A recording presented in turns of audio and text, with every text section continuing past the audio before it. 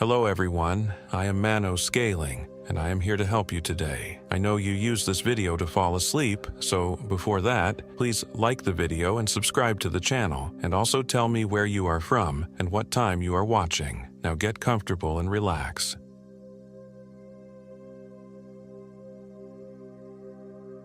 My name is Jennifer Williams and I am 28 years old. This happened in the remote Kantishna Hills of Alaska, near the northern boundary of Denali National Park in October of last year. What I'm about to tell you will sound impossible, but I have the scars to prove every word is true. It was supposed to be a simple 3-day camping trip. Just me, Robert Johnson, and Michael Williams. We'd been friends since college, and this annual October trip had become our tradition. Robert had found this supposedly pristine spot through some obscure hiking forum, a place called Moose Creek Valley, tucked away in the Kantishna wilderness where tourists never ventured. "Trust me, Jen," Robert had said, spreading the topographical map across my kitchen table 2 weeks earlier. "This place is untouched. No cell towers, no other campers, just pure Alaska." His finger traced a thin line that represented what he claimed was an old mining trail. "We follow this for about 8 miles. Then there's this valley that opens up. Perfect for camping." Michael, ever the pragmatist, had frowned at the map. 8 miles through unmarked terrain? What if we get lost? "That's what GPS is for," Robert had laughed, patting his expensive outdoor gear. "Besides, I've got backup batteries for everything. What could go wrong?" Famous last words. We left Fairbanks on a Friday morning in Robert's pickup, driving the park's highway until we reached the turnoff for the old Kantishna mining district. The road quickly degraded from asphalt to gravel to barely there dirt tracks that made my teeth rattle. Ancient spruce trees pressed in on both sides, their branches scraping against the truck like skeletal fingers. "Are you sure about this route?" I asked, gripping the door handle as we bounced through another pothole. "Relax," Robert said, though I noticed his knuckles were white on the steering wheel. "The GPS says we're only 2 miles from the trailhead." But when we finally stopped, there was no trailhead. No markers, no signs, just an overgrown path that disappeared into the dense forest. The trees here were different. Older, more twisted, their bark blackened as if they'd survived some ancient fire. The silence was absolute, broken only by the tick of the cooling engine. "This doesn't look right," Michael said, hefting his backpack. He was the cautious one of our group, a software engineer who planned everything down to the last detail. The forum post showed clear trail markers. Robert was already checking his GPS device, frowning at the screen. "That's weird. It shows we're in the right place, but..." He shook it as if that would help. "The elevation readings are all wrong." I shouldered my pack and tried to shake off the uneasiness that had been growing since we'd left the main road. Maybe the mountains interfere with the signal. We've got paper maps as backup, right? "Of course." Robert pulled out the topographical map, but when he unfolded it, his face went pale. "What the hell?" The map was blank. Not just our section. The entire thing showed nothing but white space where the trail markings and elevation lines should have been. "That's impossible," Michael said, grabbing the map from Robert's hands. "I saw you mark the route myself. We went over it a dozen times." But there was nothing. Just pristine, unmarked paper that smelled faintly of sulfur. "Must be a printing error," Robert said, but his voice lacked conviction. "The GPS will get us there. Come on, we're burning daylight." The path, if you could call it that, wound through increasingly dense forest. Within an hour, the canopy had grown so thick that it felt like walking through a green tunnel. The temperature seemed to drop with each step, and I found myself zipping up my jacket despite the exertion of hiking. "Anyone else smell that?" Michael asked after we'd been walking for 2 hours. I paused, breathing deeply. There was something underneath the usual forest scents of pine and decomposing leaves, something sweet and cloying, like overripe fruit, or meat left too long in the sun. "Probably just a dead animal," Robert said, but he'd started walking faster. The smell grew stronger as we continued, and with it came a sound that made my skin crawl. A low humming, almost like chanting, just at the edge of hearing. I kept looking over my shoulder, convinced we were being followed, but saw nothing except the same twisted trees and patches of fog that seemed to cling to the ground despite the lack of water sources. "GPS says we should be at the valley in another mile," Robert announced, though I noticed he'd been checking the device obsessively for the past hour. "Let me see that," Michael said, reaching for the GPS. Robert jerked it away. "It's fine. I know where we're going." But I could see the screen from where I walked, and the display showed nothing but static. We were lost, and Robert knew it. The humming stopped suddenly, leaving a silence so complete it felt oppressive. Even our footsteps seemed muffled now, as if the forest itself was absorbing all sound. That's when I noticed the trees around us had changed again. The bark wasn't just blackened. It was carved with symbols I didn't recognize, deep gouges that looked fresh despite the obvious age of the wood. "Robert," I said quietly, "I think we should turn back." "We're almost there," he insisted, but I could hear the uncertainty in his voice. "Almost where?" Michael demanded. "You have no idea where we are, do you?" Before Robert could answer, the path opened into a clearing. But it wasn't the beautiful valley Robert had promised. The space was roughly circular, maybe 50 feet across, surrounded by those same carved trees. The ground was bare earth, packed hard and stained dark with something I didn't want to identify. In the center stood a pile of stones arranged in a spiral pattern, and scattered around its base were what looked like bones. Lots of bones. "We need to leave," I said, backing toward the tree line. "Now." But Robert was already walking toward the stone pile as if in a trance. "This is amazing," he breathed. "It's some kind of indigenous ceremonial site. Do you know how rare these are?" "Robert, don't touch anything," Michael warned, but it was too late. Robert had reached down and picked up one of the bones, a long, yellowed thing that might have been a femur. The moment his fingers closed around it, the humming started again, louder now and definitely coming from multiple sources.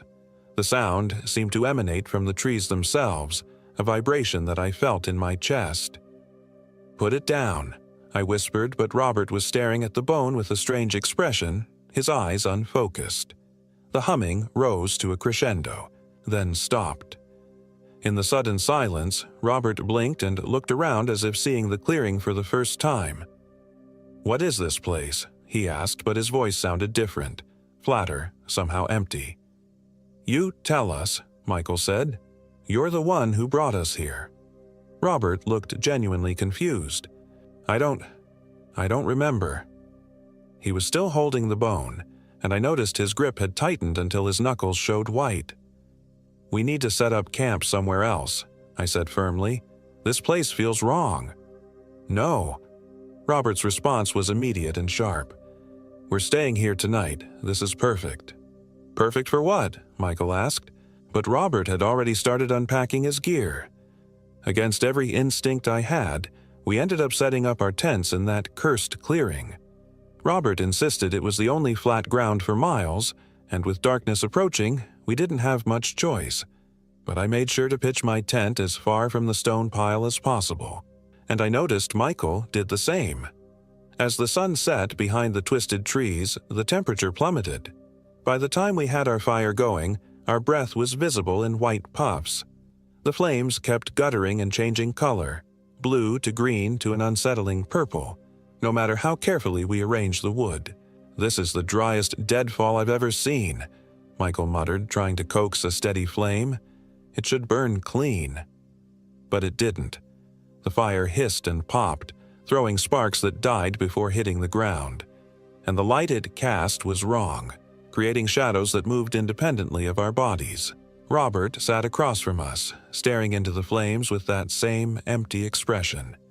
He'd been quiet since we'd made camp, responding to questions with grunts or single words. The bone lay beside him on his sleeping bag, and I noticed he kept reaching out to touch it, as if reassuring himself it was still there. "Rob, you feeling okay?" I asked during dinner. "You seem different." He looked up at me, and for a moment I could have sworn his eyes reflected the firelight like an animal's. "I feel fine. Better than fine, actually. Like I'm finally where I belong." "What's that supposed to mean?"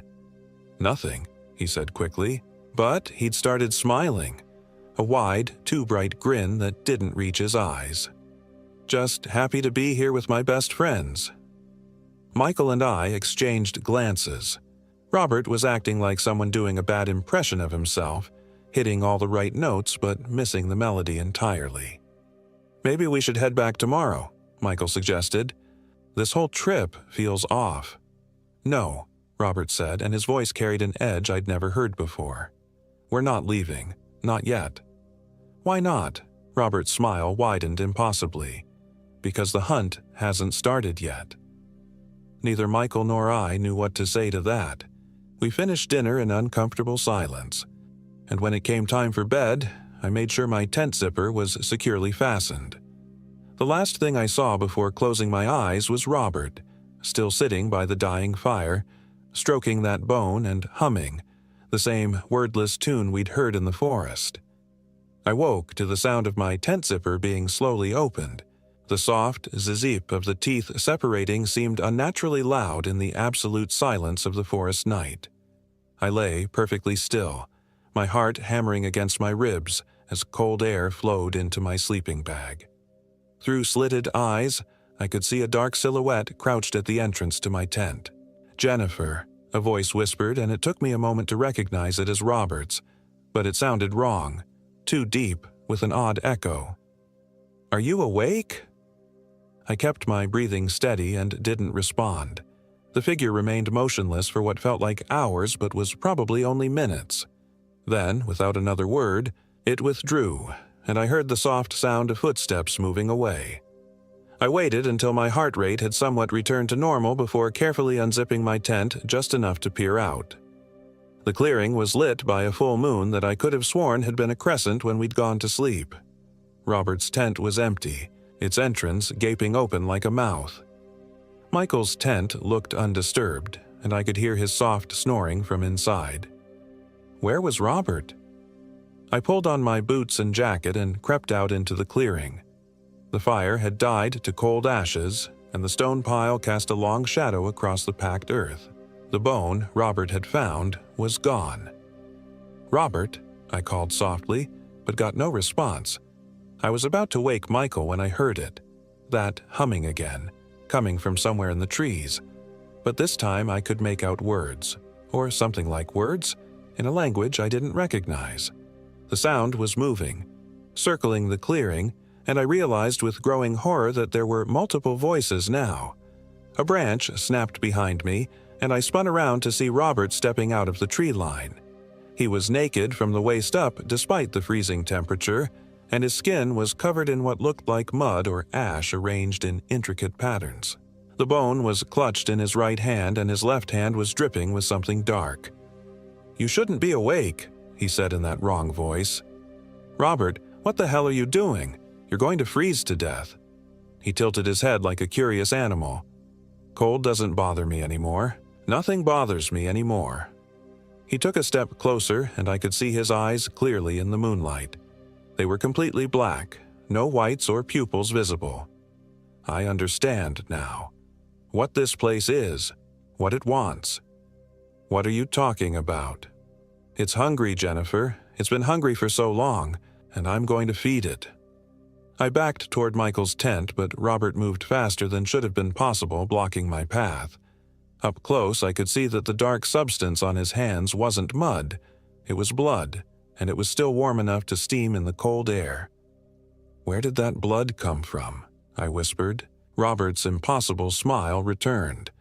"I found some hikers about a mile from here. A family. They were lost, just like us." He held up the bone, and I could see now that it wasn't old at all.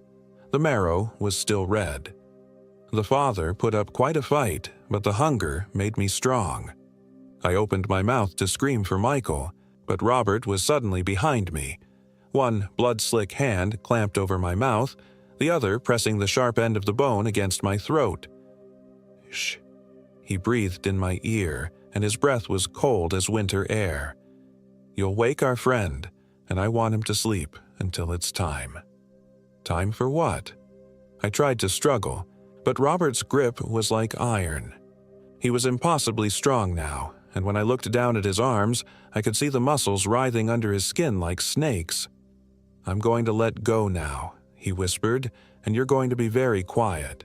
Because if you wake Michael before I'm ready, I'll have to kill him messily. And you don't want that, do you?" I shook my head frantically, and he released me. I stumbled forward, gasping, my hand going to my throat where the bone had broken the skin. "Good girl," Robert said, but his voice was changing, becoming deeper and more guttural with each word. "Now, let me tell you what's going to happen." He started to pace around me in a slow circle, and I noticed his movements were becoming less human with each step.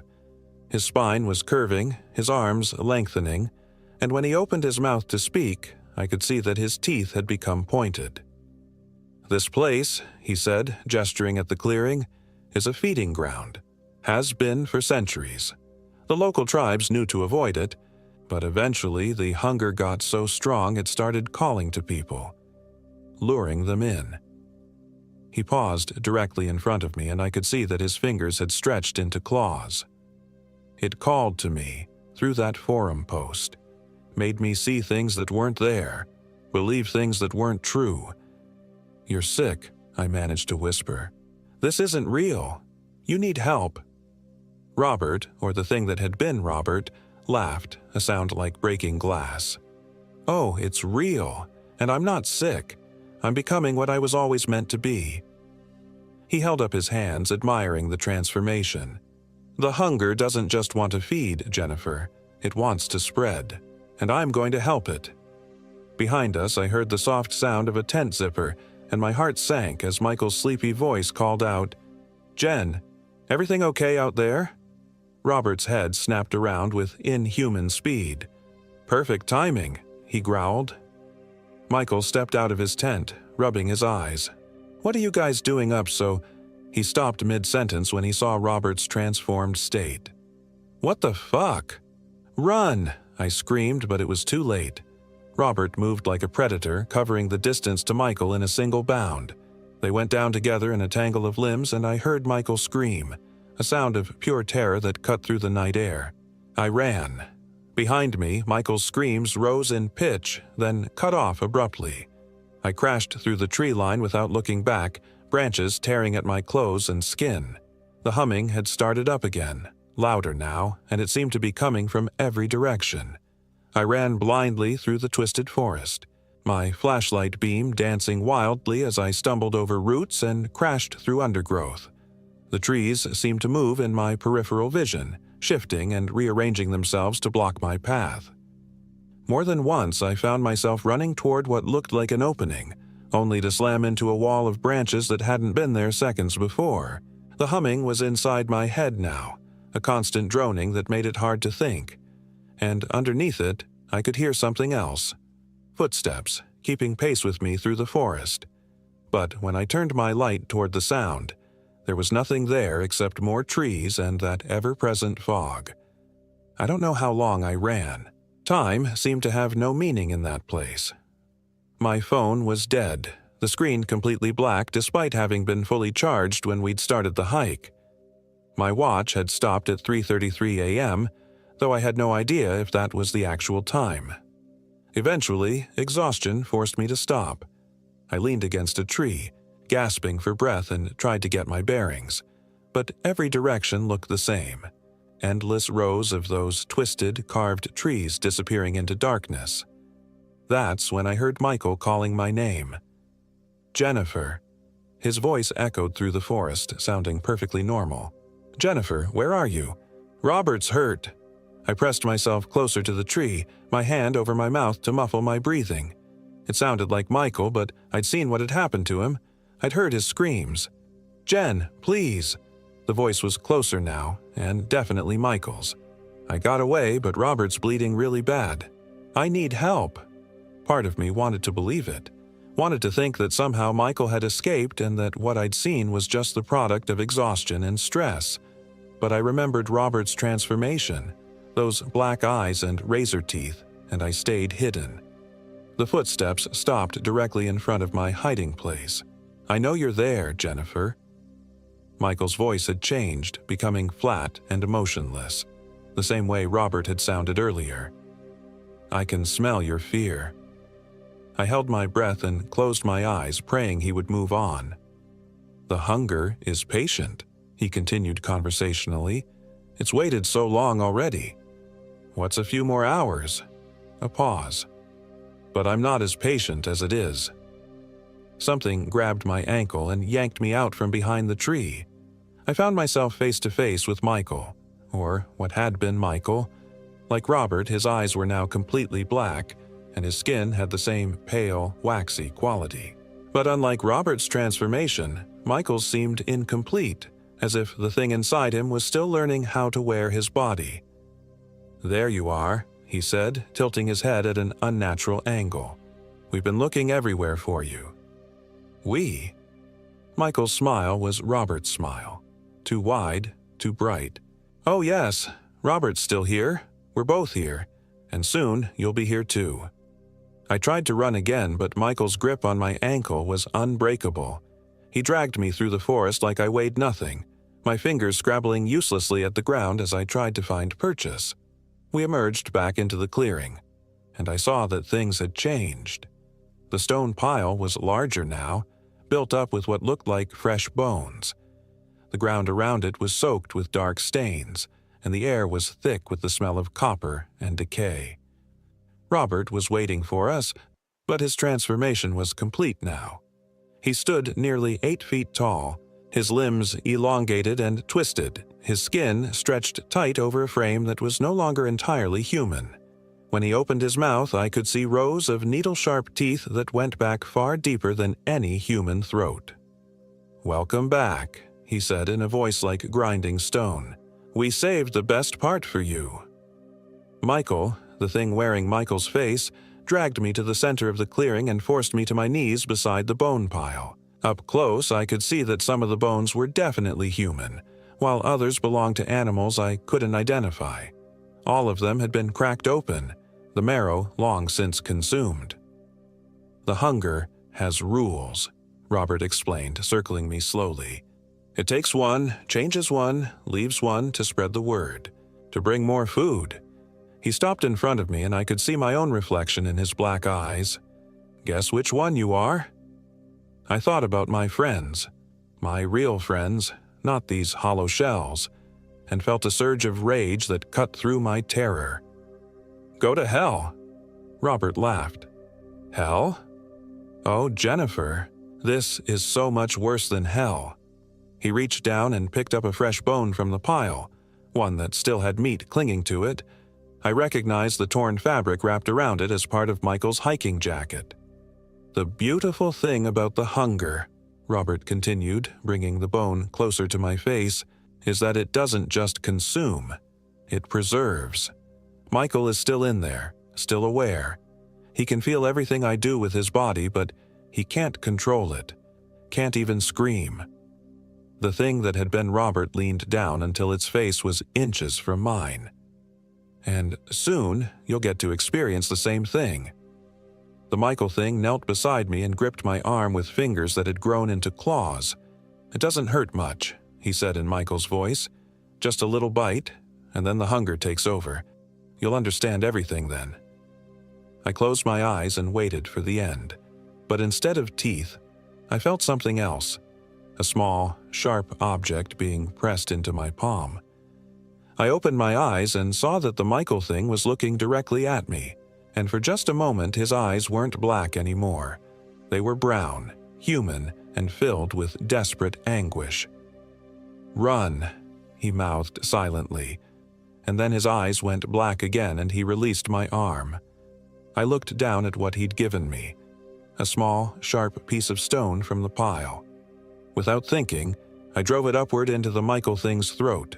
He let out a shriek that was part human scream, part animal howl, and fell backward, clutching his neck. Black blood poured between his fingers, and where it hit the ground, the earth began to smoke.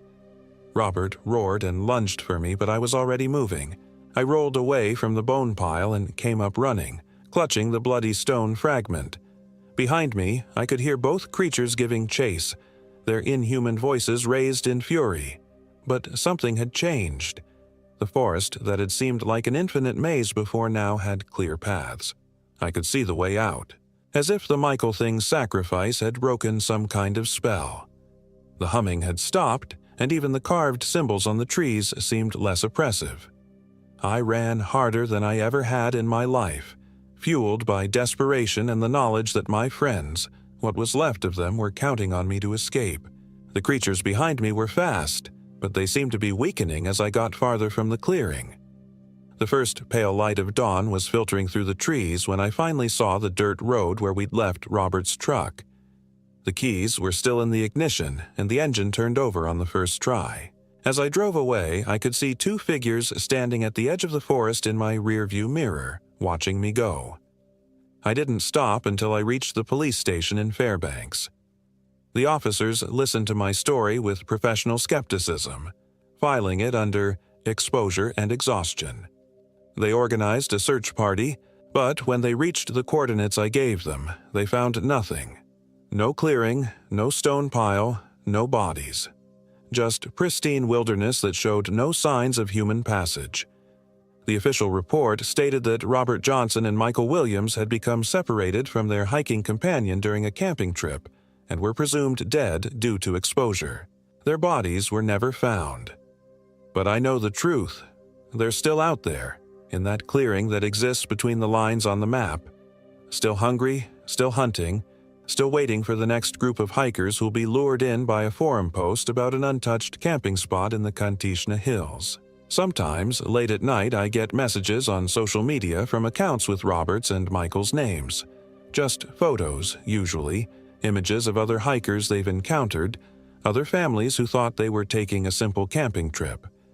The photos are always taken from a distance, and the subjects never seem to notice the camera. But in every photo, if you look carefully at the edge of the frame, you can see them watching, waiting, planning. The hunger is patient, and it's always looking for more food. I've moved twice since then, changed my phone number, deleted all my social media accounts. But it doesn't matter, the messages still find me. Because they want me to know that they remember our friendship. They remember what I did to them. And someday, when I least expect it, they're going to come collect. The stone fragment I used to wound the Michael thing is sitting on my kitchen table as I write this.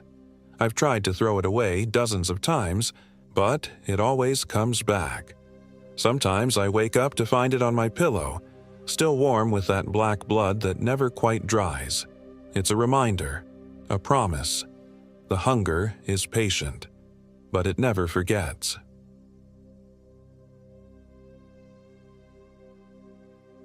My name is Michael Williams, and I am 29 years old. This happened in the Chugach Mountains of Alaska, about 60 miles northeast of Anchorage, in a place where the tree line gives way to jagged peaks and the silence can drive you mad. I should have listened to the locals in Girdwood when they warned us about the Raven Creek Trail. Should have paid attention when old Pete at the gear shop went quiet after mentioning our destination, his weathered hands pausing as he packed our freeze-dried meals. Should have turned around when we found those bones scattered around our first campsite like broken teeth in the dirt. But I didn't. None of us did. The expedition was supposed to be a celebration. After 18 months of grinding through our startup's development phase, my business partners Jake Thompson, Sarah Davis, and Amanda Young had earned this break. We'd secured our Series A funding just 2 weeks prior, and Alaska seemed like the perfect place to decompress before the real work began. Sarah had found the trail online, a 5-day backcountry loop that promised unparalleled wilderness experience and complete disconnection from civilization. That should have been our first warning. We flew into Anchorage on a Tuesday morning in late September, when the first snow had already dusted the peaks, but the valleys still held the last breath of autumn. The rental truck was loaded with enough gear for a week: 4 season tents, sleeping bags rated for sub-zero temperatures, water purification tablets, emergency beacons. Everything you'd need to survive in one of the most unforgiving wildernesses on Earth. Everything except the knowledge of what was already waiting for us. The drive to the trailhead took 3 hours on increasingly deteriorating roads. Asphalt gave way to gravel, gravel to dirt, dirt to twin ruts carved through dense forest. Jake navigated while I rode shotgun, reading coordinates from a GPS that seemed to lose signal every few miles. In the back seat, Sarah and Amanda pored over topographical maps, tracing our planned route with their fingers.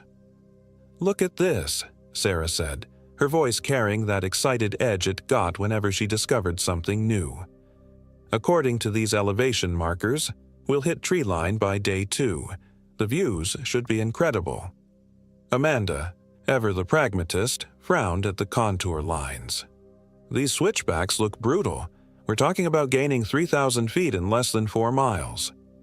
"That's why they call it a challenge," Jake said, grinning at her in the rearview mirror. "Besides, when's the next time we'll have 5 days completely off the grid?" I remember thinking how young we all looked in that moment. 4 friends in our late 20s, successful enough to afford this kind of adventure, naive enough to believe we were prepared for anything Alaska could throw at us. The truck's heater hummed against the October chill, and outside the windows, the wilderness pressed in like a living thing. The trailhead parking area was a little more than a widened spot where the road ended. A weathered wooden sign marked the beginning of the Raven Creek Trail, its paint so faded that some of the letters had disappeared entirely. Below the official Forest Service warnings about bears and hypothermia, someone had carved a message into the wood. "The hungry ones walk at night." "Charming," Amanda muttered, shouldering her pack. Probably some local kids trying to scare tourists. We spent the better part of an hour organizing our gear and checking equipment. The afternoon sun filtered through the canopy of spruce and birch, casting everything in golden light that seemed too warm, too welcoming. Birds called from the branches above us, ravens mostly, their harsh cries echoing between the trees. The first mile of trail was well maintained, clearly marked with orange blazes painted on tree trunks. We moved in single file, Jake leading, then Sarah, Amanda, and myself bringing up the rear. The conversation was light, jokes about work, speculation about which of us would complain first about sore feet, plans for the victory dinner we'd have when we got back to Anchorage. But as the afternoon wore on, the trail grew narrower, the blazes more sparse. The forest seemed to close in around us, pressing closer with each step. The temperature dropped noticeably as clouds moved across the sun, and I found myself checking over my shoulder more frequently than I cared to admit. "Is it just me, or does it feel like something's watching us?" Amanda asked during our second rest stop, voicing what I'd been thinking for the past hour. Sarah looked up from her water bottle, scanning the trees around us. "It's probably just the isolation getting to you. This is the deepest wilderness any of us have ever been in." But I noticed she kept her voice lower after that. We made camp that evening in a clearing beside Raven Creek, the water running black and swift over stones that looked like scattered skulls in the failing light. The sound should have been soothing, that constant murmur of moving water, but there was something wrong with it. Subtle at first, then more noticeable as we set up our tents. The creek's voice seemed to change pitch randomly, almost like it was trying to form words. "Did you guys hear that?" Jake asked as he struggled with his tent poles. Sounded like someone calling from downstream. We all stopped what we were doing and listened. The creek babbled on, but underneath its voice I could swear I heard something else. A low moaning that might have been wind through the trees, or might have been something else entirely. "Just the water moving over rocks," Sarah said, but her hands shook slightly as she drove stakes into the hard ground. The bones appeared while we were cooking dinner. I was the first to notice them, scattered in a rough circle around our campsite like some kind of primitive boundary marker. At first glance, they looked like animal bones, maybe a deer that had died over the winter and been picked clean by scavengers. But when I knelt down for a closer look, my blood went cold. They were human finger bones, small ones, like they'd belonged to a child. "Guys!" I called, my voice catching in my throat. "You need to see this." The four of us stood in a tight circle staring down at the evidence of something horrible. The bones were old, bleached white by weather and time, but there were too many of them to be natural. Someone or something had placed them there deliberately. "We should leave," Amanda said immediately. "Pack up right now and hike back to the truck." "In the dark." Jake gestured toward the forest where shadows were already deepening between the trees. "We'd never find the trail, and besides, these could be centuries old. Some kind of native burial site." "They're fresh," I said quietly. Everyone turned to look at me. "Look at them closely. No moss growth, no insect damage. These bones have been here weeks, not years." Sarah pulled out her satellite communicator, checking for signal. "Nothing. We're too deep in the valley." "So, what do we do?" Amanda asked. We debated for nearly an hour as darkness fell around us. In the end, pragmatism won out. The trail back to the trailhead was treacherous enough in daylight. Attempting it at night would be suicide. We agreed to break camp at first light and abandon the expedition. But first, we had to survive the night. The temperature dropped below freezing after sunset, and our breath came out in white puffs that seemed to hang in the air longer than they should have. We built a fire in the center of our camp, using dead branches from the forest floor, but the flames behaved strangely. Instead of burning yellow and orange like normal campfires, ours flickered between deep red and an unsettling blue-green that reminded me of poison. "Must be minerals in the wood," Sarah said, but she moved her sleeping bag closer to mine when she thought no one was looking. We tried to maintain normal camping routines, heating water for hot chocolate, sharing stories, planning the next day's early departure, but conversation kept dying in the middle of sentences, replaced by an oppressive silence that seemed to have weight. Even the night sounds of the forest were wrong. No owl calls, no rustle of small animals in the underbrush. Just the creek's endless babbling and something else underneath it that might have been breathing. Around midnight, Jake volunteered to take the first watch. We'd agreed to keep someone awake at all times, though none of us admitted why we thought it was necessary. I was the last to fall asleep, and even then my dreams were filled with the sound of footsteps circling our camp just beyond the firelight. I woke to Sarah screaming. The sound cut through my sleep like a blade, bringing me instantly awake and fumbling for the flashlight beside my sleeping bag. The fire had died to embers, casting everything in a hellish red glow that made the shadows dance like living things. "Where's Jake?" Sarah was sitting up in her sleeping bag, pointing toward his tent. "Where is he?" The tent flaps hung open, moving slightly in a breeze that I couldn't feel. Jake's sleeping bag was empty, unzipped from the inside, still warm to the touch when I pressed my hand against it. "Maybe he went to use the bathroom," Amanda suggested, but her voice carried no conviction. We called his name into the darkness, our voices echoing off the valley walls and coming back distorted. Nothing answered except our own echoes and the ever-present murmur of the creek. That's when we noticed the tracks. Leading away from Jake's tent, pressed deep into the soft earth beside the creek, were footprints unlike anything I'd ever seen. They started human, clearly Jake's hiking boots, but about 10 feet from camp they began to change. The heel marks deepened, the toe impressions lengthened, and by the time they reached the creek's edge they looked more like the paws of some massive predator. "This is impossible," Amanda whispered, kneeling beside one of the prints. "Footprints don't just transform." But there they were, clear as daylight in the beam of my flashlight. Human becoming something else, step by step, until they disappeared into the black water of Raven Creek.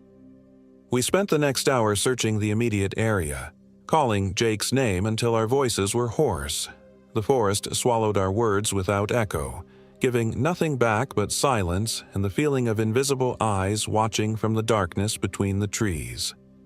As dawn finally broke over the mountains, painting the sky the color of old blood, we made the decision to hike back to the trailhead and get help. Whatever had happened to Jake, we weren't equipped to handle it alone. But the trail had changed overnight. The orange blazes that had marked our route the day before were gone, as if they'd been scraped away by massive claws. Worse, the trail itself seemed different, narrower in some places, wider in others, branching off in directions that hadn't existed before.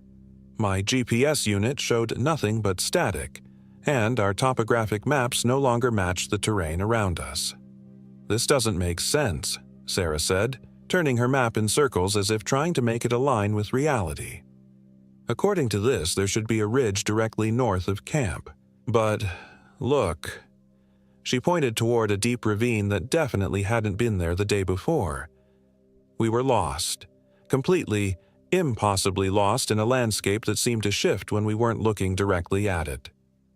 "We follow the creek," I decided. "Water always flows downhill, and downhill eventually leads to civilization." It was the best plan we had, so we broke camp and began walking downstream along Raven Creek. The water seemed deeper than it had the night before, and darker, flowing with a thick, almost syrupy consistency that made it hard to look at directly. We'd been hiking for maybe 2 hours when Amanda stopped suddenly, her hand raised for silence. "Do you hear that?" she whispered. At first, I heard nothing except the creek and our own labored breathing. Then, carried on the wind from somewhere ahead of us, came the sound of singing. A man's voice, high and clear, performing what sounded like a children's lullaby. It was Jake's voice. "Rock-a-bye, baby, in the treetop," the voice sang, getting closer with each verse. "When the wind blows, the cradle will rock." We followed the sound through a stand of dead birch trees, their white bark peeling away like diseased skin. The singing grew louder, more distinct until we could make out every word with crystal clarity. We found him in a clearing about a quarter mile from the creek, sitting cross-legged beneath a massive spruce tree with his back to us. He was still wearing the same clothes from the night before, but something was wrong with the way he sat. Too straight, too still, like a mannequin positioned for display. "Jake," Sarah called softly. "Jake, are you okay?" He didn't respond, just kept singing in that eerily perfect pitch. As we got closer, I could see that his hands were folded neatly in his lap, and his head was tilted at an angle that would have been uncomfortable for a living person to maintain. "When the bough breaks, the cradle will fall," he sang, his voice never wavering. "And down will come baby, cradle and all." "Jake, we need to go," Amanda said, reaching out to touch his shoulder. "We need to get back to—" He turned around. It was Jake's face, but wrong in ways that made my mind rebel against what I was seeing.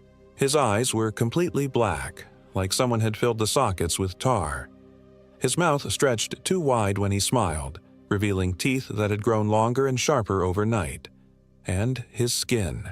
His skin had taken on a grayish pallor that looked more like tree bark than human flesh. "Down will come baby," he sang directly at us, his black eyes reflecting nothing. "Cradle and all." Sarah stumbled backward, a scream catching in her throat. Amanda grabbed my arm so hard her nails drew blood, but it was the smell that nearly made me vomit, the sweet, cloying stench of meat left too long in the sun. The thing that looked like Jake stood up with movements that were too fluid, too graceful. Every joint seemed to bend in directions that human anatomy didn't allow. As it rose to its full height, which was definitely taller than Jake had been, I could see that its fingernails had grown into curved claws, dark with what looked like dried blood. "We've been waiting for you," it said in Jake's voice, but with harmonics underneath that suggested multiple throats speaking in unison. "The hungry ones have been so very patient." That's when we ran. I don't remember making the conscious decision to flee. One moment we were standing frozen in terror, the next we were crashing through the underbrush, branches tearing at our clothes and faces as we fought our way back toward the creek. Behind us, that horrible singing continued, sometimes close enough to feel breath on our necks, sometimes echoing from multiple directions as if the thing was somehow everywhere at once. We ran until our lungs burned and our legs gave out, finally collapsing beside a boulder that offered some shelter from the wind. When I looked back, the forest was empty, but the singing continued somewhere in the distance. "What the hell was that thing?" Amanda gasped, her face pale and streaked with scratches. "It wasn't Jake," Sarah said, rocking back and forth with her arms wrapped around her knees. "That wasn't Jake." But I wasn't so sure. There had been something familiar in those black eyes, some essential quality that belonged to my friend. Whatever had happened to him overnight, whatever transformation had taken place, some part of Jake was still in there, and that might have been the most terrifying realization of all. We spent the rest of the day following the creek downstream, hoping to find a way back to civilization, or at least to higher ground where our satellite communicator might pick up a signal. But the landscape continued to shift around us in subtle ways that left us increasingly disoriented. Valleys appeared where ridges should have been. The creek doubled back on itself in impossible loops, and the sun seemed to move across the sky in the wrong direction. By evening, we were completely lost in a wilderness that no longer followed the laws of geography or physics. "This is impossible," Amanda kept saying, studying her compass as its needle spun wildly without settling on any direction. "Compasses don't just stop working." "Nothing about this is possible," Sarah replied. "But here we are." We made camp that night in the ruins of what looked like an old cabin, its walls partially collapsed but offering some protection from the wind. Inside, we found evidence of previous occupants: moldy sleeping bags, empty food cans, and scratched into the wooden floor, a message that made my blood run cold. "They take your shape when you sleep. Stay awake, trust no one." Below that, in different handwriting, Day 12. Sarah is not Sarah anymore. She smiles too much. And below that, in a third hand, the singing never stops. We stared at these messages in the light of our flashlights, each of us calculating how many different groups of people had found themselves trapped in this place. How many had faced whatever was hunting us now. "We're not staying here," Amanda said immediately. "I don't care if we have to walk all night." But when we tried to leave the cabin, we found that the door wouldn't open. Not stuck or locked. Simply wouldn't budge, as if the frame had fused with the wood while we weren't paying attention.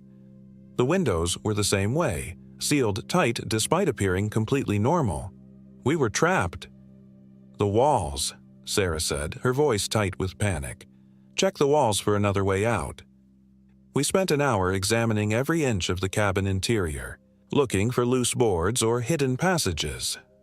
Nothing. The structure that had seemed partially collapsed from the outside was perfectly intact on the inside, without so much as a crack in the walls. That's when the singing started again. It began as a whisper, so faint we almost didn't notice it beneath the sound of wind through the trees.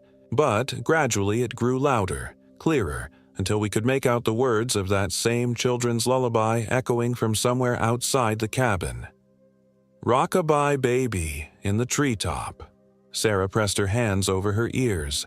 "Make it stop. Please make it stop. When the wind blows, the cradle will rock." The voice was definitely Jake's, but now there were others joining in. A woman's voice that sounded disturbingly like Amanda's. A man's voice that could have been my own.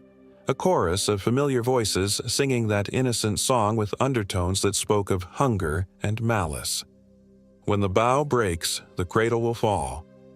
Amanda was examining the door again, throwing her full weight against it in increasingly desperate attempts to break free. But the wood might as well have been steel for all the give it showed.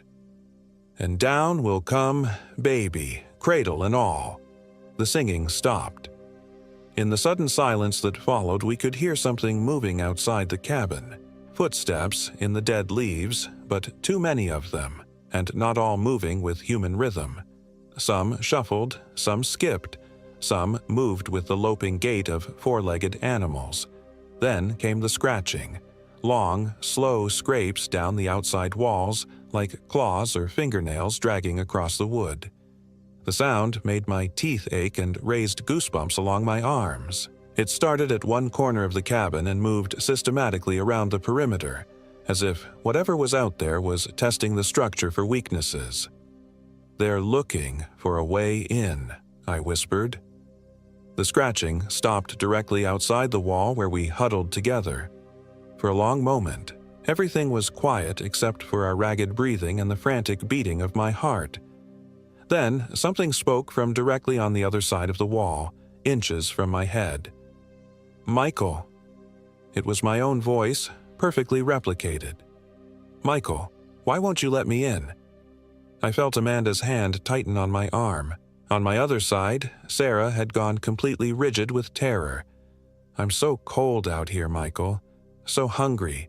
Please open the door." "Don't answer it," Amanda breathed in my ear. "Don't say anything."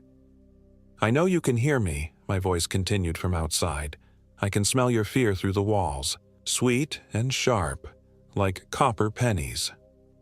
The thing wearing my voice moved along the wall, its footsteps stopping directly outside where each of us sat.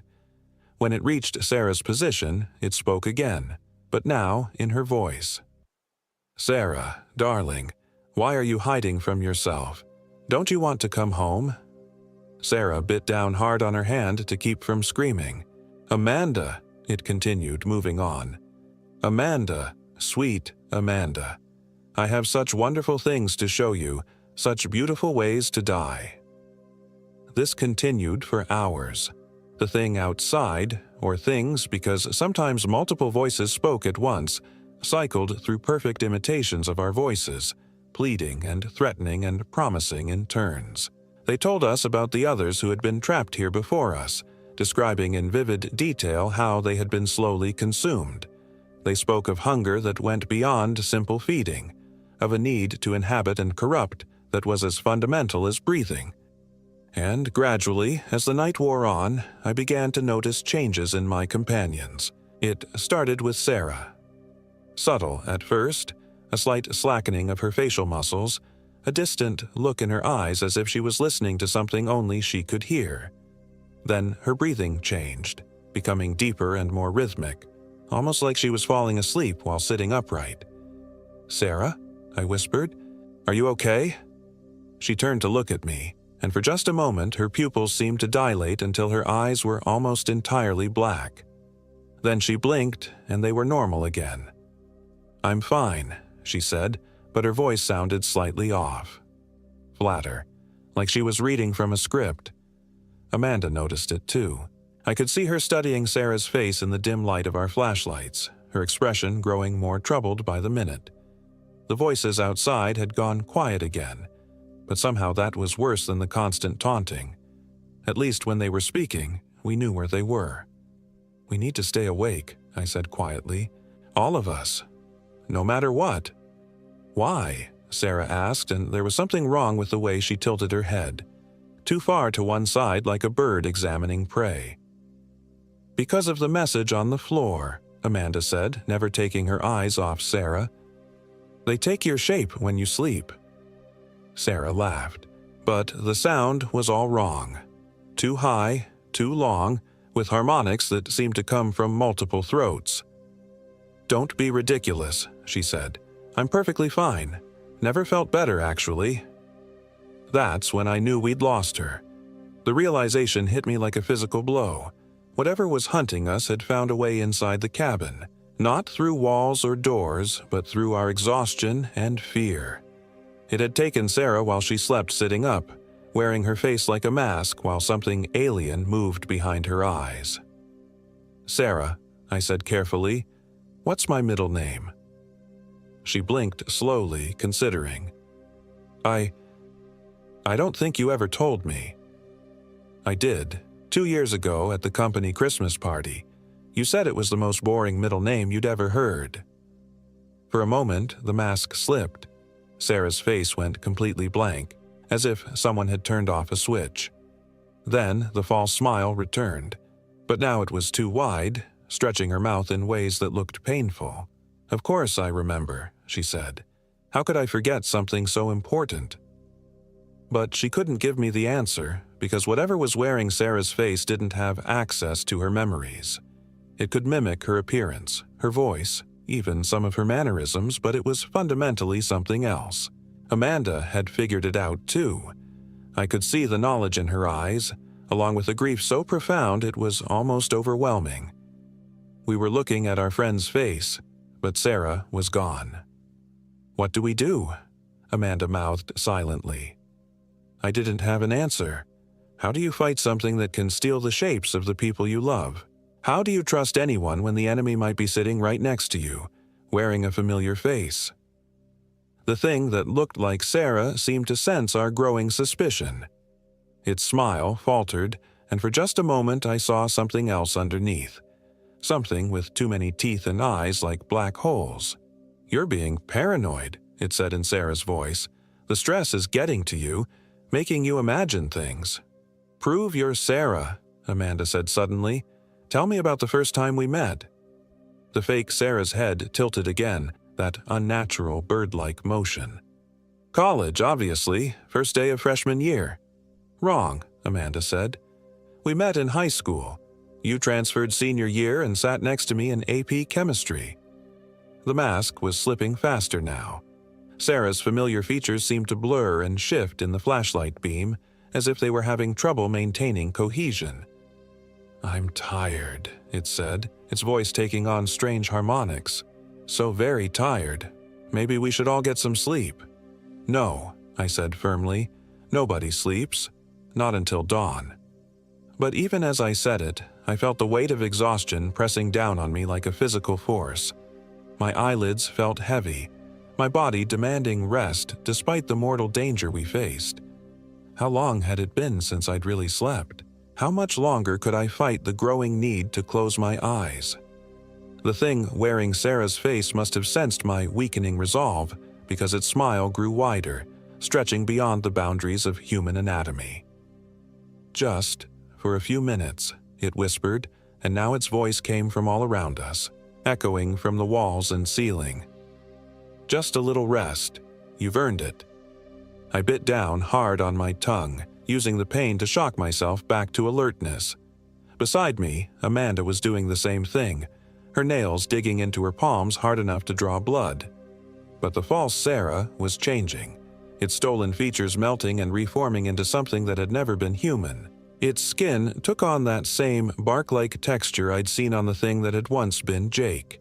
Its eyes went completely black, reflecting our flashlight beams like dark mirrors. And its mouth. God, its mouth kept growing, revealing rows of needle-sharp teeth that gleamed wetly in the light. "Don't you want to see your friends again?" it asked in a voice like grinding stone. "Jake is waiting for you, and soon Sarah will be too, once I've finished digesting her memories." That's when Amanda snapped. She lunged forward with a wordless scream, swinging her heavy flashlight like a club. The metal casing connected with the creature's skull with a wet crack, sending it tumbling backward. But instead of falling, it flowed, its body seeming to lose cohesion before reforming in a different configuration. "You can't kill us," it hissed, its voice now coming from multiple mouths that opened along its torso. "We are the hunger that walks. We are the cold that consumes. We are—" Amanda hit it again, and this time, something different happened. The creature let out a shriek that sounded like metal tearing, and part of its body began to smoke and bubble. I looked at Amanda's flashlight and realized what was happening. The metal casing was cold iron, and whatever these things were, they didn't like contact with it. "The iron!" I shouted. "Use anything with iron!" I grabbed my own flashlight and joined the attack while Amanda searched frantically through our gear for anything else that might work. Tent stakes, carabiners, the metal frame of my backpack, anything with iron content seemed to cause the creature pain. But even as we drove it back, I could hear more of them gathering outside the cabin, scratching, scraping, testing the walls with increasing urgency. How many were there? How many people had they consumed over the years, adding each stolen identity to their collective hunger? The creature that had worn Sarah's face was retreating toward the far corner of the cabin, its form becoming more unstable with each blow, but instead of dying, it seemed to be preparing for something else. Its body began to glow with a sickly phosphorescence, and the temperature in the cabin dropped so fast that our breath came out in white clouds. "It's calling the others," Amanda said, her voice tight with fear. She was right. I could hear them responding from outside, dozens of voices calling back in perfect harmony, and some of those voices were familiar. Jake's voice, yes, but others too. Voices I'd heard in missing person reports, in news stories about hikers who'd vanished in the Alaskan wilderness. The walls of the cabin began to vibrate, then to buckle inward as something massive pressed against them from outside. Whatever had been keeping us trapped was about to let the others in. "The window," I said suddenly. "Try the window again." Amanda rushed to the nearest window and pushed against the frame. This time, it gave way, swinging open to reveal the dark forest beyond. But freedom came with a price. I could see shapes moving between the trees, dozens of them, all converging on our location. "We run," I decided, "straight through them, no matter what. Don't stop for anything." Amanda nodded, clutching her iron-cord flashlight like a weapon. Behind us, the creature that had been Sarah was growing brighter, its call becoming more urgent. I went first, diving through the window and hitting the ground hard. The forest floor was soft with years of fallen leaves, but I could feel bones underneath. Lots of them, forming a carpet of previous victims. Amanda landed beside me a second later, and we were running before we'd even fully regained our feet. The creatures came at us from all directions, shambling figures that wore familiar faces like masks. I saw Jake, or something that looked like him, reaching out with claws that gleamed like polished bone. A woman who might have been a missing hiker, her face frozen in a scream of eternal hunger. A child who couldn't have been more than 10 years old, but whose eyes held an ancient malevolence that made my soul recoil. We fought our way through them, using our improvised iron weapons to clear a path. Each contact with the metal made them recoil in pain and fury, buying us precious seconds to keep moving. But there were so many of them, and more emerging from the forest with each passing moment. I felt claws rake across my back, tearing through my jacket and into flesh. Something grabbed my ankle, nearly sending me sprawling, but I kicked free and kept running. Beside me, Amanda was bleeding from a dozen scratches, but she never slowed down. The chase continued for what felt like hours but was probably only minutes. We crashed through undergrowth, leaped over fallen logs, splashed across streams that ran black in the moonlight. Always behind us came the sound of pursuit. Not just footsteps, but the rustle of things moving through the trees with inhuman speed and grace. And always, the singing. That damned lullaby echoing from all around us, performed by a choir of stolen voices. We finally broke free of the forest just as dawn was breaking over the mountains, emerging onto a ridge that offered a clear view of the valley below. In the growing light, I could see the real Raven Creek Trail snaking through the trees about a mile to our south. We'd been running parallel to it all night without knowing it. "There," I gasped, pointing toward the distant trail. "If we can reach it." But when I turned to look at Amanda, my words died in my throat. She was staring back at the forest with an expression I'd never seen before. Not fear, not exhaustion, but something that looked almost like longing. Her eyes had taken on a distant quality, as if she was listening to something only she could hear. "Amanda," I said carefully, "are you okay?" She turned to face me, and I saw that her pupils had begun to dilate, growing larger even in the bright morning light. "I'm fine," she said, but her voice had that same flat quality I'd heard in Sarah's voice back at the cabin. "Never felt better?" My heart sank as I realized the truth. At some point during our flight through the forest, maybe when that thing had grabbed her, maybe earlier, Amanda had been taken too. The exhaustion, the terror, the physical trauma of our escape had provided the perfect opportunity for whatever hunted us to slip inside her mind. I was alone. The realization was almost overwhelming. Both of my friends were gone, replaced by things that wore their faces but harbored alien hunger behind familiar eyes. I was standing on a ridge in the Alaskan wilderness, miles from help, with something that looked like Amanda, but definitely wasn't. "We should rest," the thing that wore Amanda's face said. "Just for a little while. You look so tired." It was right about that. I was exhausted to the point of collapse, running on adrenaline and terror. Every muscle in my body ached, and my vision was starting to blur from fatigue. But I knew that if I slept now, I would never wake up as myself. "No," I said, backing away from the false Amanda. "We keep moving." Its mask began to slip, the features blurring and shifting in ways that hurt to look at directly. "Don't fight it, Michael. It doesn't hurt, and you'll still be you, in a way. Your memories, your personality, they'll all be preserved. You'll just be more hungry, you mean, more complete, part of something larger than yourself, part of a family that spans continents." As it spoke, I could see more shapes emerging from the forest below. They moved with purpose now, no longer hiding or hunting but simply walking steadily toward our position. They knew I had nowhere left to run. But as I watched them approach, I noticed something important. They stayed within the tree line, never venturing out into the direct sunlight that bathed the ridge. Whatever these things were, they didn't like exposure to full daylight. That gave me an idea.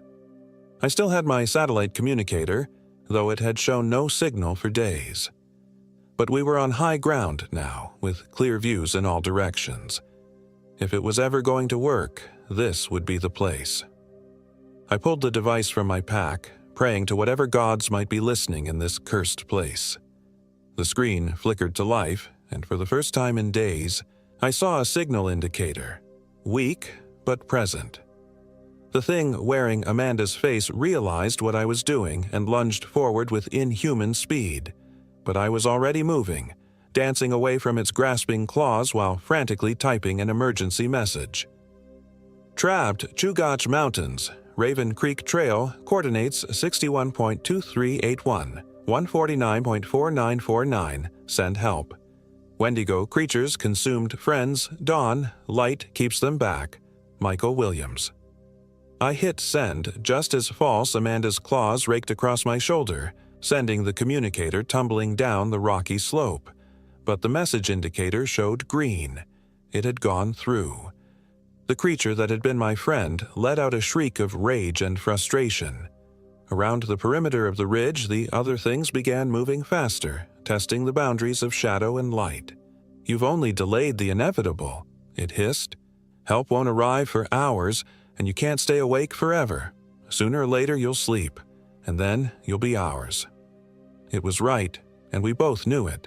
But I had one advantage it didn't expect. I was desperate enough to try something insane. The ridge we stood on dropped away sharply on the eastern side, falling nearly 1,000 feet to a boulder field below. It would almost certainly be fatal, but it would also be quick. And most importantly, it would deny these creatures the chance to wear my face. "You want me so badly?" I called out, backing toward the edge. "Come and get me." The false Amanda's eyes widened as it realized my intention. "You wouldn't. You're not brave enough." Maybe it was right. But as I looked at the thing wearing my friend's face, speaking with her voice while something alien moved behind her eyes, I found a kind of courage I'd never known I possessed. "Watch me," I said, and stepped backward off the cliff. The fall lasted forever and no time at all. I had a moment to see the creatures on the ridge above me, their stolen faces twisted with rage and hunger. Then I was tumbling through space, the wind rushing past my ears, the rocky ground rushing up to meet me. But instead of the crushing impact I expected, I hit something soft. Snow, piled deep in a crevice between the boulders. The landing still knocked the wind out of me and left me dazed, but miraculously, nothing seemed to be broken. I lay there for several minutes, staring up at the ridge above me. The creatures were visible as dark shapes against the morning sky, but they made no move to follow. The cliff face was too steep, and the growing daylight kept them confined to shadows. For the first time in days, I was truly alone. I managed to stand on shaking legs and began the long, careful journey down the boulder field toward the valley floor. Every step was agony, bruises and scrapes from the fall, exhaustion from days without real sleep, and the psychological trauma of everything I'd witnessed. But I kept moving, because somewhere out there, a search and rescue team was responding to my message, and because the alternative, giving up and letting those things claim another victim, was unthinkable. The rescue helicopter found me 6 hours later, collapsed beside a stream in the valley below the ridge. I was hypothermic, dehydrated, and suffering from exposure, but alive. The pilot later told me that they'd spotted me by the smoke from a signal fire I didn't remember building. The search for Jake, Sarah, and Amanda continued for 2 weeks. They found our abandoned campsite beside Raven Creek, complete with the scattered bones and the strange tracks leading into the water. They found the ruined cabin with its warning messages carved into the floor. But they never found my friends. The official report listed them as missing, presumed dead due to exposure and wildlife predation. The investigators noted several unusual elements: the transformed footprints, the cabin that appeared intact from inside but ruined from outside, the complete failure of all electronic equipment in the area. But they had no explanation for any of it. I was interviewed extensively by park rangers, search and rescue teams, and eventually by federal agents who seemed more interested in psychological evaluation than actual investigation. They wanted to know about hallucinations, delusions, the effects of extreme stress on perception and memory. I told them everything, every detail, every horror, every impossible thing I'd witnessed. They listened politely, took detailed notes, and ultimately concluded that I'd suffered a severe psychological break brought on by the trauma of losing my friends. The official story was that we'd become separated during a blizzard that weather records showed never happened. My friends had apparently died of exposure while I wandered the wilderness in a dissociative state for nearly a week. The strange elements of my account were dismissed as hallucinations, brought on by hypothermia and sleep deprivation. I spent 3 months in psychiatric care, where well-meaning doctors tried to help me process my survivor's guilt and trauma-induced fantasies. I played along, said the right things, took the medications they prescribed, but I never stopped believing what I'd seen. Because late at night, when I was alone in my hospital room, I could sometimes hear them. Faint voices carried on the wind, singing that damned lullaby in perfect harmony. Jake's voice, Sarah's voice, Amanda's voice, all joined together in an eternal chorus of hunger. They were still out there, still hunting, still adding new voices to their collection. I was released after the doctors declared me significantly improved and no longer a danger to myself or others. I sold the business. I couldn't bear to continue something that had been built with friends who no longer existed. Instead, I used the money to fund research into missing persons cases in remote wilderness areas. The patterns are there if you know how to look for them. Groups of hikers who vanish without a trace. Campsites found empty except for strange footprints that seem to transform from human to something else. Electronic equipment that fails inexplicably. And always, reports from survivors about familiar voices singing in the darkness. The thing that haunts me most isn't what I saw in those mountains. It's what I didn't see. Because somewhere out there, wearing the faces of my friends, are things that remember being human. They have Jake's memories of our college days, Sarah's knowledge of our business plan, Amanda's laugh and her stupid jokes. They remember being my friends. And that might be the cruelest part of all. I've never gone hiking again. Never even left the city if I can avoid it. Because I know that somewhere in the wilderness, in places where the maps don't quite match the terrain and the rules of reality bend like old wood, they're waiting. And sometimes, late at night when the wind is just right, I can hear them calling my name.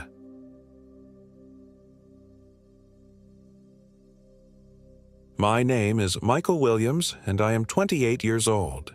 This happened in the remote wilderness near Wonder Lake in Denali National Park, Alaska, during what was supposed to be a simple 3-day camping trip with my best friend, David Jones. David and I had been planning this trip for months.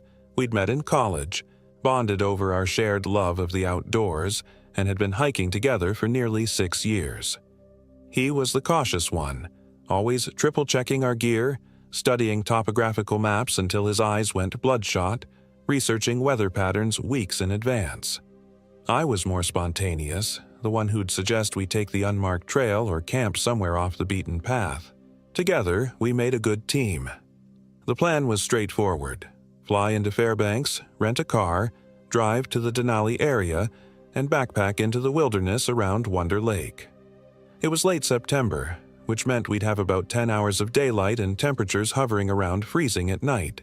David had insisted we pack extra cold weather gear, even though I'd argued we'd be fine with our regular sleeping bags. "You don't mess around with Alaskan wilderness, Mike," he'd said, methodically folding his thermal underwear into his pack. "This isn't the Appalachians. This isn't even the Rockies. This is a place that kills people." I should have listened to him. The first day went perfectly. We hiked 8 miles along an established trail, following Moose Creek as it wound through stands of paper birch and white spruce. The fall colors were spectacular. Brilliant yellows and oranges that seemed to glow against the overcast sky. David was in his element, pointing out wildlife tracks, identifying bird calls, taking photos of everything. His enthusiasm was infectious, and I found myself relaxing into the rhythm of the trail. We made camp just before sunset at a small clearing about 50 yards from the creek. The spot was perfect. Level ground, protection from the wind, close enough to water but far enough to avoid flooding if the creek rose during the night. David set up his tent with military precision while I gathered deadfall for our fire. The wood was dry, and soon we had a cheerful blaze crackling between us. "This is what I'm talking about," David said, leaning back against his pack as he stirred a pot of freeze-dried beef stew. "No cell service, no internet, no deadlines, just us and the wilderness." I nodded, though I'd already reflexively checked my phone twice since we'd stopped. No signal, as expected. The GPS function still worked, showing our location as a tiny blue dot surrounded by vast expanses of green and brown. We were truly in the middle of nowhere. That first night I slept better than I had in months. The sound of the creek was like white noise, and the temperature inside my sleeping bag was perfect. I woke once around 3 a.m. to the distant howl of wolves, but the sound was comforting rather than alarming. This was their home, and we were just visitors. The trouble started on the second day. We broke camp early, planning to hike deeper into the backcountry before setting up again. The trail became less defined as we moved away from the established routes, eventually disappearing entirely. David navigated using his GPS unit and compass, leading us through dense forest and across frozen streams. Around midday, we stopped for lunch in a small meadow surrounded by towering spruces. The trees were so tall and dense that they blocked most of the sky, creating a cathedral-like atmosphere. It should have been peaceful, but something felt wrong. The forest was too quiet. No bird songs, no rustling of small animals in the underbrush, no insects buzzing. Even the wind seemed muted. "You notice how quiet it is?" I asked David as we ate our energy bars. He paused mid-chew, tilting his head to listen. "Yeah, that's unusual." We finished our lunch in silence, both of us scanning the tree line. I couldn't shake the feeling that we were being watched, though I saw nothing but shadows between the trunks. When David pulled out his GPS to check our position, his face went pale. "That's weird," he muttered, tapping the screen. "What's wrong?" "It's showing our location as about 3 miles northeast of where we should be. But that's impossible. I've been tracking our route all morning." He tried his backup GPS unit, a smaller handheld device. Same reading. Both units showed us in a completely different location than where his careful navigation should have taken us.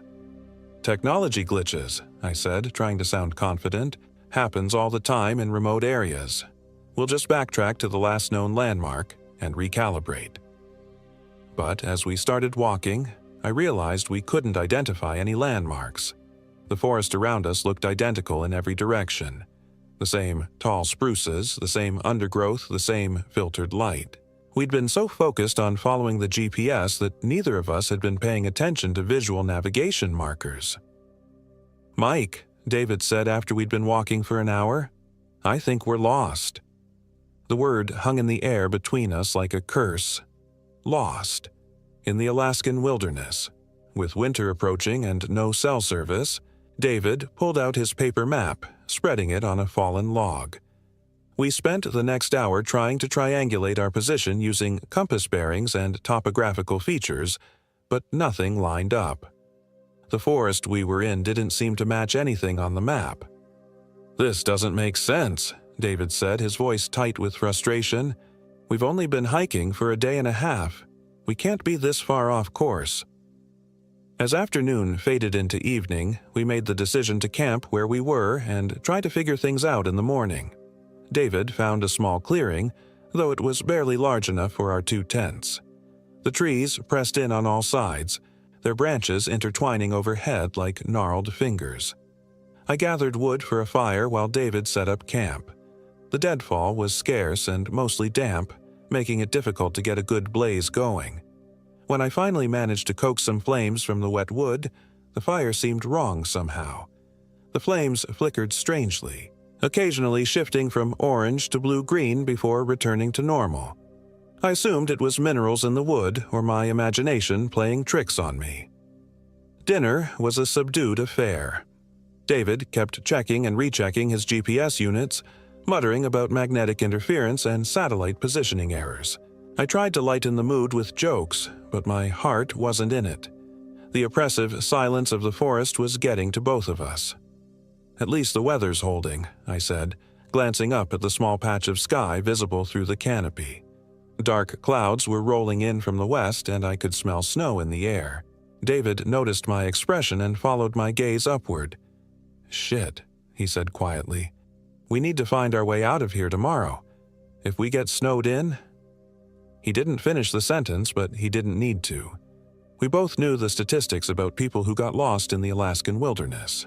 Most of them were never found. That night, I couldn't sleep.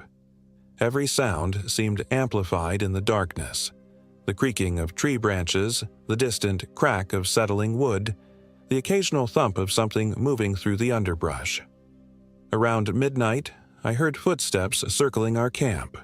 Slow, deliberate footsteps that definitely didn't belong to any animal I was familiar with. I lay in my sleeping bag, heart pounding, listening to the methodical circuit around our tents. The steps would approach my tent, pause for several minutes, then continue around to David's side of the camp. Then back to mine. The pattern repeated for over an hour. I wanted to call out to David to see if he was hearing the same thing, but something instinctive told me to stay quiet. Whatever was out there, I didn't want to draw its attention. Eventually, the footsteps stopped. I waited another hour before finally drifting into an uneasy sleep. When I woke the next morning, David was already up, crouched by the cold remains of our fire. "Mike," he said without looking up, "come look at this." I crawled out of my tent, immediately noticing that the air was colder and the sky was the color of pewter. Snow was definitely coming. David pointed to the ground around our campsite. In the soft earth, clear as day, were footprints. Human footprints. Bare human footprints.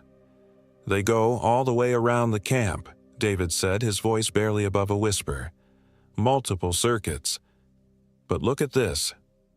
He led me to where the prints were clearest. They were large, maybe size 13 or 14, but the toes were wrong. Too long, too pointed, and what looked like claw marks extending beyond where normal toenails would be. "What the hell made these?" I asked. David just shook his head. He'd gone pale, and I noticed his hands were shaking as he packed up his gear. We broke camp quickly, both of us eager to get moving. The plan was to head east, toward what David hoped was the main trail system. But as we hiked, the forest seemed to close in around us. The trees grew taller and more densely packed, blocking out what little daylight filtered through the clouds. Around noon, it started to snow. Not the gentle flurries I'd hoped for, but heavy, wet flakes that quickly began accumulating on the ground and weighing down the tree branches.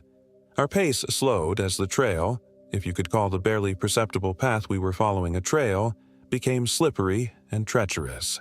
"We need to find shelter," David said, raising his voice over the increasing wind. This is turning into a real storm." But there was no shelter to be found, just endless forest stretching in every direction. The snow was coming down harder now, and visibility was dropping to less than 50 feet. We were in serious trouble. That's when David disappeared. We'd been hiking single file with David in the lead as usual. I was maybe 10 feet behind him, head down, watching my footing on the increasingly slippery ground. When I looked up, he was gone. "David!" I called out, panic immediately clawing at my throat. "David, where are you?" No response. The snow was falling so heavily now that his tracks were already being filled in. I retraced my steps, calling his name over and over, but there was no sign of him. It was as if he'd simply vanished into thin air. I spent the next 3 hours searching, fighting against the storm and my own growing terror. The temperature was dropping rapidly, and the snow was now ankle-deep. If I didn't find shelter soon, hypothermia would become a real concern. Finally, as darkness began to fall, I heard David calling my name. The sound came from ahead of me, in the direction we'd been hiking. I followed his voice, stumbling through the snow-covered underbrush until I found him standing in a small clearing. "Thank God!" I gasped, relief flooding through me. "I thought I'd lost you. Where the hell did you go?" David turned to face me, and something cold settled in my stomach. He was smiling, but it was wrong somehow.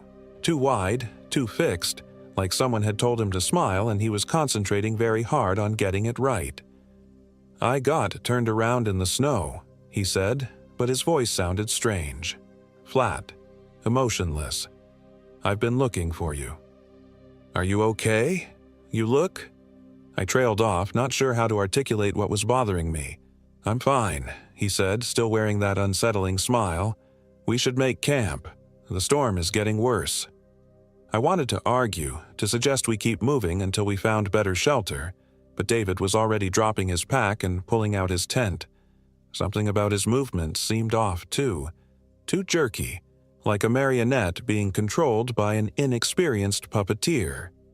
We set up camp in the clearing, though the wind was howling through the trees and the snow was coming down sideways. I tried to get a fire started, but the wood was soaked and the wind kept blowing out my matches. After 20 minutes of frustration, I gave up. "Aren't you going to help me with this?" I asked David, who was sitting cross-legged in front of his tent, staring at me with that fixed smile. "Fire won't stay lit tonight," he said matter-of-factly. "Too much wind." There was something in his tone that made me stop trying, an absolute certainty that brooked no argument. I finished setting up my tent and crawled inside, grateful to be out of the wind and snow. Dinner was cold trail mix and lukewarm water from my bottle. David ate mechanically, chewing each bite exactly 20 times before swallowing. When I tried to make conversation, he responded with single-word answers or didn't respond at all. His eyes never seemed to blink. "David, are you sure you're feeling okay?" I asked finally. "You're acting really strange." He turned those unblinking eyes on me, and for a moment, I could have sworn they reflected the dim light like an animal's. "I'm fine, Mike," he said in that same flat tone. "Just tired. We should sleep." But I couldn't sleep. Not with David acting so bizarre, not with the storm raging outside, and not with the growing certainty that something was fundamentally wrong with our situation. Every time I closed my eyes, I pictured those strange footprints around our camp, those 2 long toes with their claw-like extensions. Around 2 a.m., I heard David moving around outside his tent. Quiet, careful movements that seemed deliberate and purposeful. I lay still, listening, as he unzipped his tent flap and stepped out into the storm. Through the thin walls of my tent, I could hear him walking around the camp in the same slow, methodical pattern I'd heard the night before. The same circuit, the same pauses. But now I knew it was David making those sounds. Except it wasn't David. Not really. Whatever had come back to me in that clearing, whatever was wearing my best friend's face and speaking with his voice, it wasn't him. I must have dozed off eventually, because I woke to gray morning light filtering through my tent walls. The storm had passed, leaving behind a world transformed by snow. Everything was white and silent and alien. David was already up, standing by where our fire pit would have been if we'd managed to get one started. He was facing away from me, perfectly still, like a statue. "Morning," I called out as I crawled out of my tent. He turned around and I bit back a gasp. The smile was gone, replaced by an expression of such profound hunger that it made my knees weak. His eyes were sunken, the skin around them dark and bruised-looking. When he opened his mouth to speak, I caught a glimpse of teeth that seemed too sharp, too numerous. "Good morning, Mike," he said, and his voice carried an undertone that raised every hair on the back of my neck. "Are you ready for breakfast?" The way he said it, the emphasis on the word breakfast, made it clear he wasn't talking about energy bars or freeze-dried scrambled eggs. I began backing toward my tent, my mind racing. David, or whatever was wearing David's appearance, took a step toward me, still smiling that terrible smile. "What's wrong, Mike?" he asked, tilting his head at an unnatural angle. "You look frightened." "You're not David," I whispered. The thing that looked like my friend laughed, a sound like breaking glass. "Of course I'm David. Who else would I be?" But as it spoke, its features began to shift subtly. The face elongated, the cheekbones becoming more prominent. The fingers stretched, joints popping audibly as they extended into something approaching claws. The clothes it wore, David's clothes, hung loosely on a frame that was becoming gaunt and emaciated. "I'm still David," it said, taking another step forward. "Just improved, enhanced, and so very, very hungry." I dove for my tent, grabbing my pack and sleeping bag in one motion. Behind me, I heard a sound that was part growl, part laugh, and entirely inhuman. I burst out the back of my tent, ripping through the fabric, and ran. The snow was knee-deep and I had no idea where I was going, but I ran anyway. Behind me, I could hear pursuit, something crashing through the underbrush with inhuman speed and agility. Whatever David had become, it was much faster than any human had a right to be. I ran for what felt like hours, my lungs burning in the cold air, my legs cramping from the effort of pushing through the snow. Several times I thought I'd lost my pursuer, only to hear that awful laugh echoing through the trees somewhere behind me. Eventually, exhaustion forced me to stop. I found a large fallen log and crawled underneath it, pressing my back against the frozen ground and trying to control my breathing. My heart was hammering so hard I was sure it could be heard for miles. For a long time, there was silence. Then I heard footsteps approaching through the snow. Slow, deliberate footsteps that stopped directly above my hiding place. "Mike," David's voice called softly. "I know you're here. I can smell you." I held my breath, pressing myself deeper into the hollow beneath the log. "You can't run forever, Mike. This is my territory now. These are my woods, and I'm so hungry." The footsteps resumed, circling my hiding place. With each circuit, David's voice changed slightly, becoming less human and more something else. "Do you know what I am now, Mike? Do you know what found me in the storm last night?" I squeezed my eyes shut, fighting back tears of terror and grief for my friend. "The Algonquin peoples have a word for it. Wendigo. Wendigo. The cannibal spirit that devours everything in its path. It was so easy to let it in, Mike. So easy to just stop being human." The footsteps stopped directly overhead again. "I remember everything about being David, you know? I remember our friendship, our camping trips, the way you always laughed at my bad jokes around the campfire. But those memories feel like someone else's now, like a story I heard once." A long pause. "The hunger is so much stronger than any human emotion, so much more real. And you smell so good, Mike. So warm and alive." I waited, muscles cramped and aching for what felt like hours. Eventually, the footsteps moved away, and David's voice faded into the distance. But I didn't move from my hiding place until darkness began to fall. When I finally crawled out from under the log, my entire body was numb with cold. I had to get moving or risk hypothermia, but I had no idea which direction to go. My pack was back at the campsite with the thing that had been David, along with most of my survival gear. I had the clothes on my back, a half-empty water bottle, and maybe 6 hours before the temperature dropped to truly dangerous levels. That's when I saw the light. Far off, through the trees, maybe a mile away, there was a warm yellow glow. It looked like electric lights, which shouldn't have been possible this deep in the wilderness. But I didn't care about impossibilities anymore. I just needed warmth and shelter. I stumbled toward the light, falling repeatedly in the deep snow, my feet already going numb in my inadequate boots. As I got closer, I could make out the shape of a building, a small cabin tucked into a grove of enormous spruces. Smoke was rising from the chimney, and golden light spilled from the windows. It looked like something out of a fairy tale, impossibly cozy and welcoming in the hostile wilderness. I pounded on the door with fists I could no longer feel, shouting for help. After a moment, I heard footsteps approaching from inside.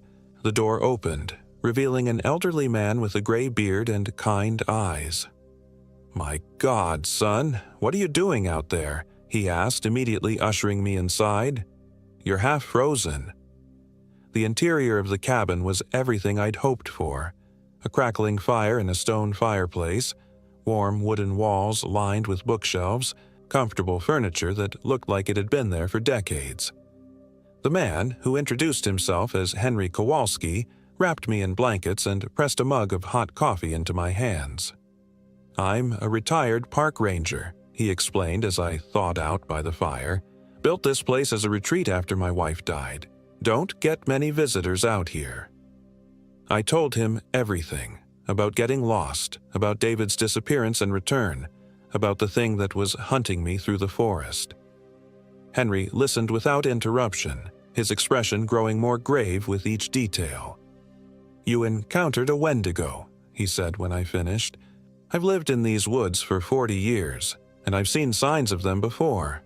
Native peoples have stories going back centuries about cannibalistic spirits that possess the desperate and hungry." "You believe me?" I asked, surprised by his matter-of-fact acceptance. "Son, this is Alaska. The wilderness here is older and wilder than anything in the lower 48. There are things in these woods that science hasn't cataloged yet." Henry let me sleep on his couch that night, though I dozed fitfully, jumping at every sound from outside. When morning came, he offered to guide me back to the main trail system. "That thing that has your friend's appearance," he said as we prepared to leave. "It won't give up easily. Wendigos are driven by an insatiable hunger. It will track you until it feeds." We hiked for most of the morning, following game trails that Henry seemed to know like the layout of his own home. I was starting to feel hopeful when we heard the laugh echoing through the trees behind us. "It's found us," Henry said grimly. "We need to move faster." But faster wasn't fast enough. The thing that had been David was gaining on us, moving through the forest with supernatural speed and agility.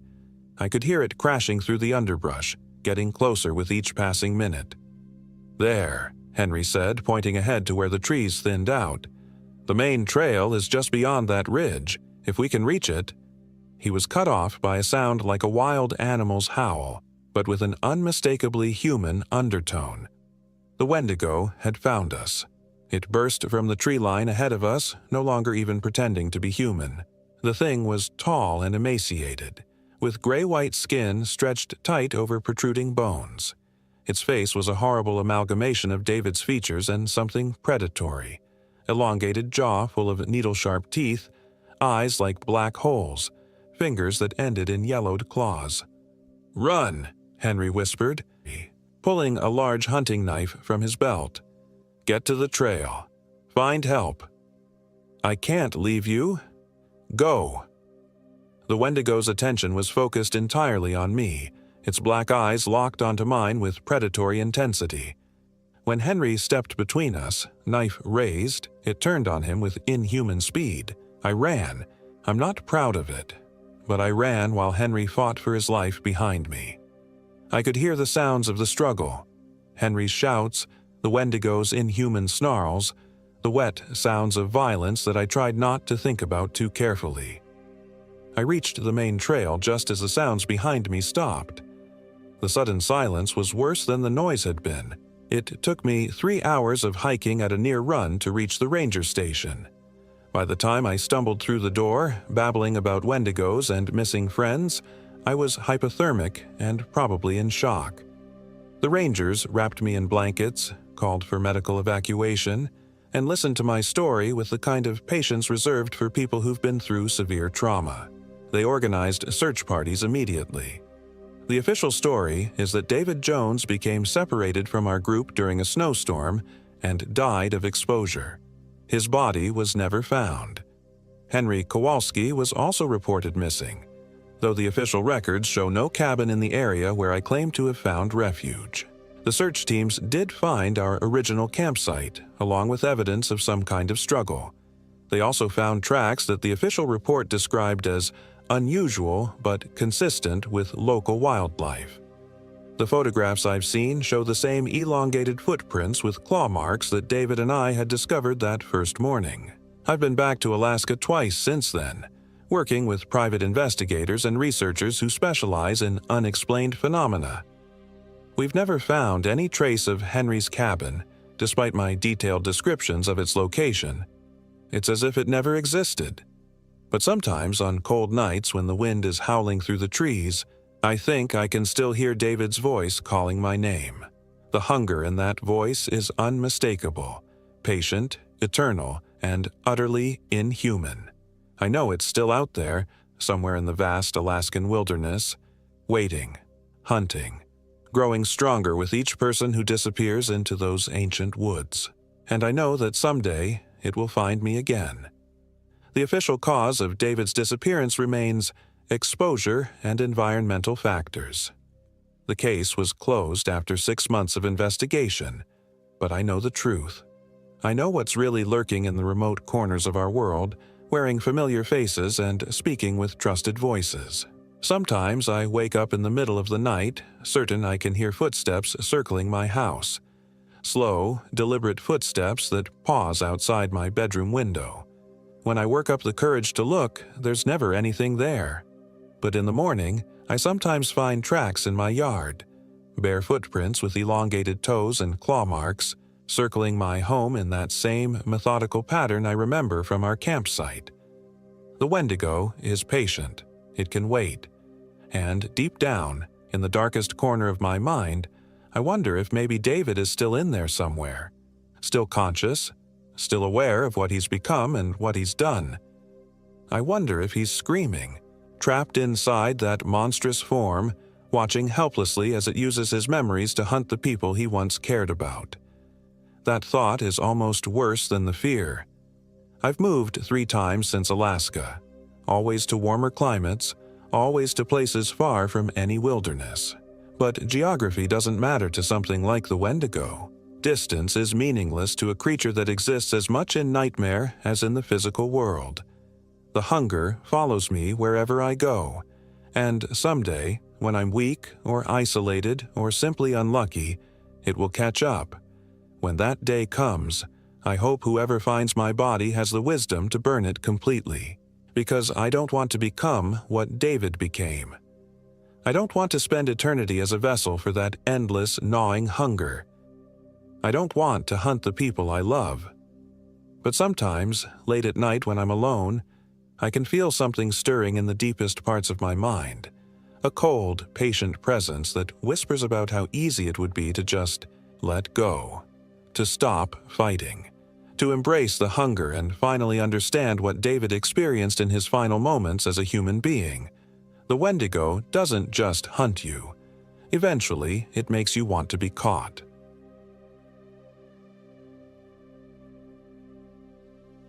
My name is Kenneth Young, and I am 34 years old. This happened in the remote reaches of the Chugach Mountains, Alaska, where the tree line breaks against granite peaks that scrape the belly of perpetually gray clouds. I'd been a nature photographer for 8 years, But I'd never attempted anything as ambitious as documenting the untouched wilderness around Eklutna Lake during the transition into winter. The assignment came from National Geographic, a spread on Alaska's hidden corners that tourists never see. I brought my German Shepherd, Rex, because the loneliness of the backcountry can eat at your mind if you're not careful. Rex had been with me on dozens of shoots across the lower 48, and his presence always kept me grounded. We'd been hiking for 3 days when I first noticed something was wrong. It started with small things. My GPS would show our location, then flicker and place us somewhere entirely different, sometimes miles away, sometimes in locations that didn't exist on any map. The satellite phone kept losing signal in areas where the sky was wide open. Most unsettling was how the daylight seemed to stretch and compress randomly. I'd check my watch and see 2:47 p.m., then look again what felt like hours later to find it was 2:51 p.m. Rex felt it too. He'd been increasingly agitated since our second day, his ears constantly perked, nose twitching at scents I couldn't detect. He'd whine at empty forest and refuse to eat his usual food, though he'd devour any fish I caught from the mountain streams. On the 4th morning, I woke to find our campfire had gone out during the night. Not unusual, except the logs hadn't burned down.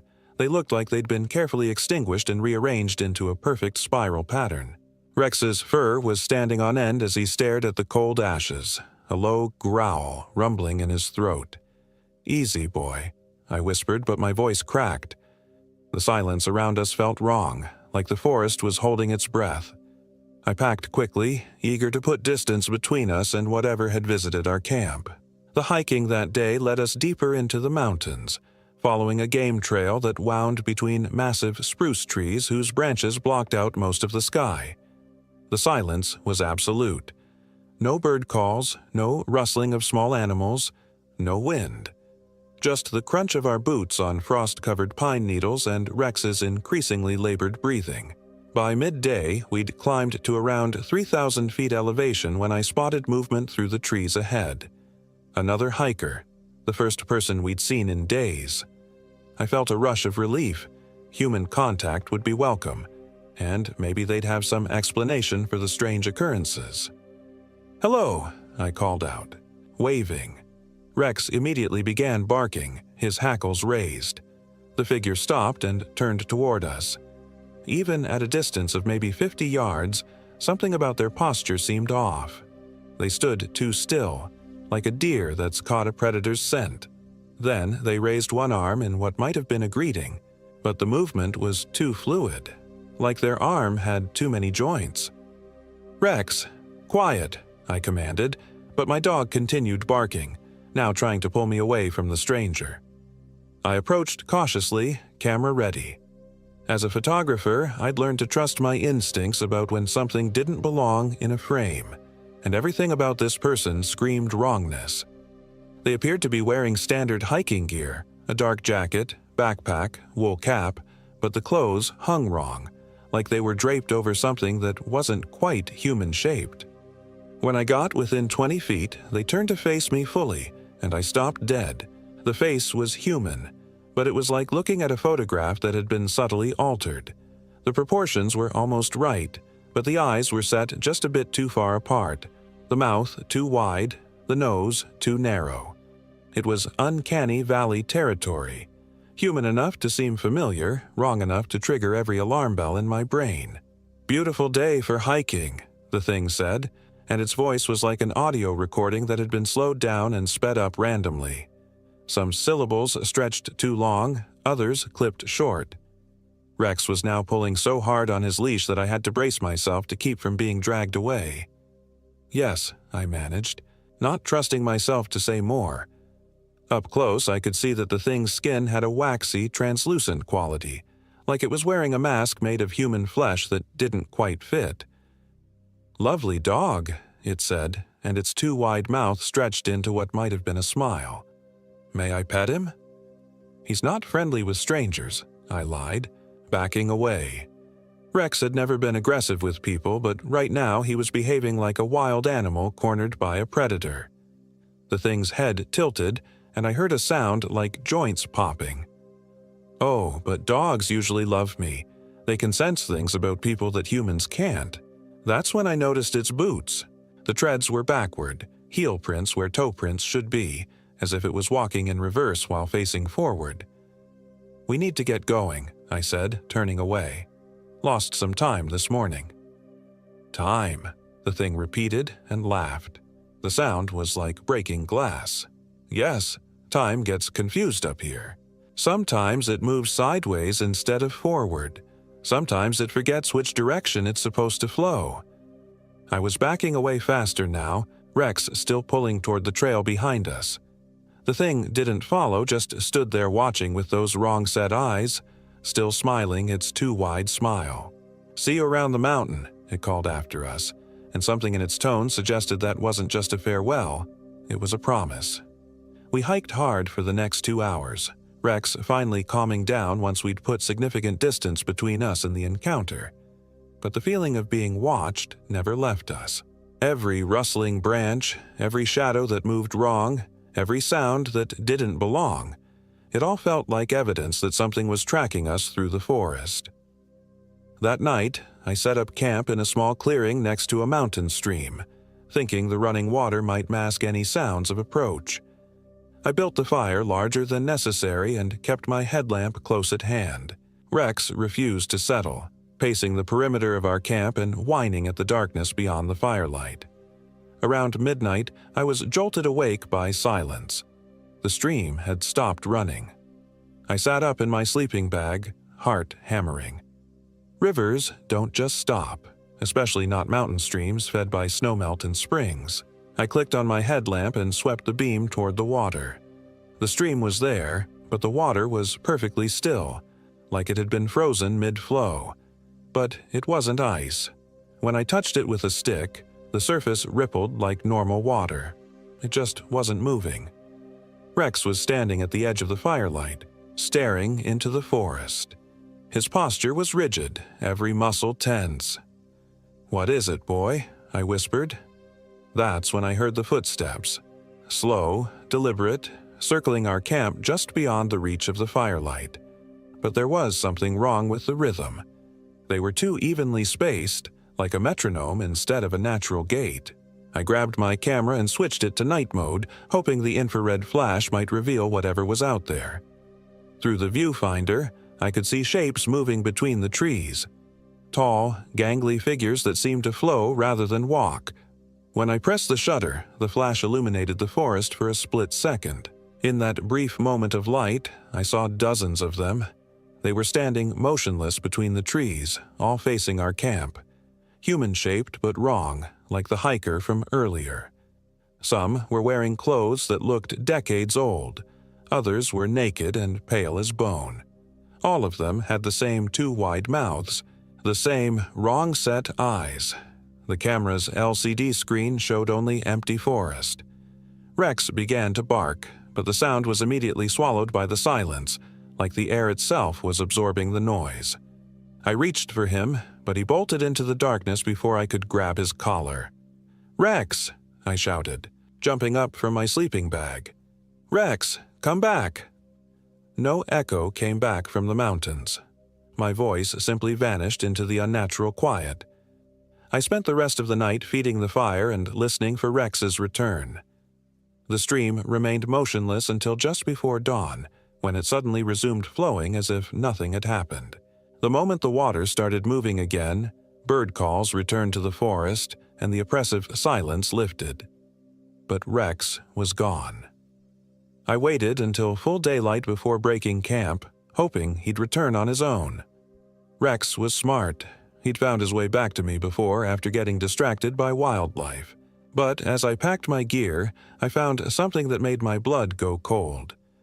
Rex's collar was lying at the edge of our campsite, unbuckled and carefully placed on a flat rock. There was no sign of a struggle, no tracks leading away. It was as if he'd simply vanished, leaving only the collar behind like a calling card. I spent 3 hours searching and calling for him, but found nothing.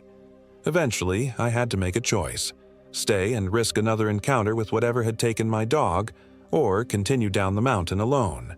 Every instinct screamed at me to leave, but I couldn't abandon Rex. That's when I heard barking in the distance. It was definitely Rex. I'd know his bark anywhere. The sound was coming from deeper in the forest, up the mountainside toward a ridge I hadn't planned to explore. Against my better judgment, I followed it. The barking led me through increasingly dense forest, where the trees grew so close together that I had to squeeze between them sideways. The canopy overhead was so thick that it felt like moving through a tunnel. My GPS had given up entirely. The screen showed only static. After an hour of climbing, I emerged into a small meadow surrounded by standing stones. They were clearly not natural. Each one was about 8 feet tall and carved with symbols that looked almost familiar, like a language I'd once known but had forgotten. In the center of the circle stood Rex. He was perfectly still, staring at me with an expression I'd never seen on his face before. His eyes looked different, still brown but with flecks of yellow that definitely hadn't been there before.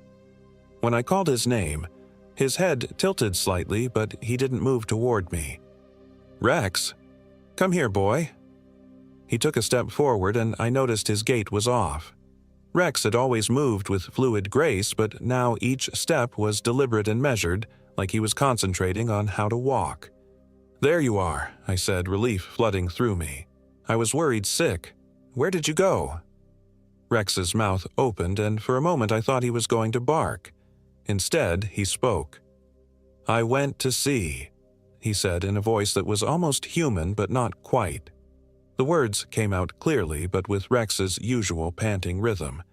"They showed me things. Old things. True things." I stumbled backward, my camera falling from nerveless fingers. Dogs don't talk.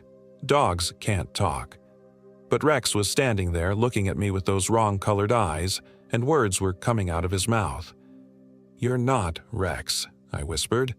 "I am Rex," it said, tilting its head the way Rex always did when confused. "I am also other things now.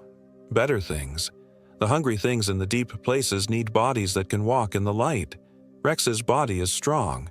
Rex's mind is simple, easy to share." It took another step toward me, and I could see that its fur was different, coarser with patches of gray that hadn't been there before. Its teeth were longer, sharper. "They told me about you, Kenneth, the picture maker. They've been watching you make pictures of their home. They don't like pictures. Pictures steal pieces of things." I was backing away slowly, trying not to trigger whatever predatory instincts this thing might have inherited from Rex's body. "They want the pictures destroyed," it continued, following me with that same measured gait. "They want the picture maker to stop taking pieces of their home away." "I'll delete them," I said quickly. "All of them. I'll destroy the memory cards." "Too late," Rex Thing said, and its mouth stretched into a grin that showed far too many teeth. "The pictures exist. The pieces are already stolen. The only way to return them is to return the picture maker." It lunged. I threw myself sideways, rolling behind one of the standing stones as Rex's body slammed into the rock where I'd been standing. The impact should have broken bones, but it bounced off like rubber and immediately sprang up to face me again. "Running makes it more fun," it said, licking its lips with a tongue that was far too long. "Rex enjoyed chasing things. I enjoy it more." I ran. The forest seemed to shift around me as I fled, paths appearing and disappearing, trees moving when I wasn't looking directly at them. My compass spun wildly, pointing in different directions every time I checked it. The sun, which had been overhead when I entered the meadow, was now setting, though I couldn't have been running for more than 10 minutes. Behind me, I could hear the thing that had been Rex crashing through the underbrush, but it sounded wrong. Too heavy. Too deliberate. Occasionally, it would call out in Rex's voice, but the words it spoke were things no dog would ever say. "Kenneth, why are you running from me? I'm still your good boy, Kenneth. I just want to play fetch with your bones, Kenneth."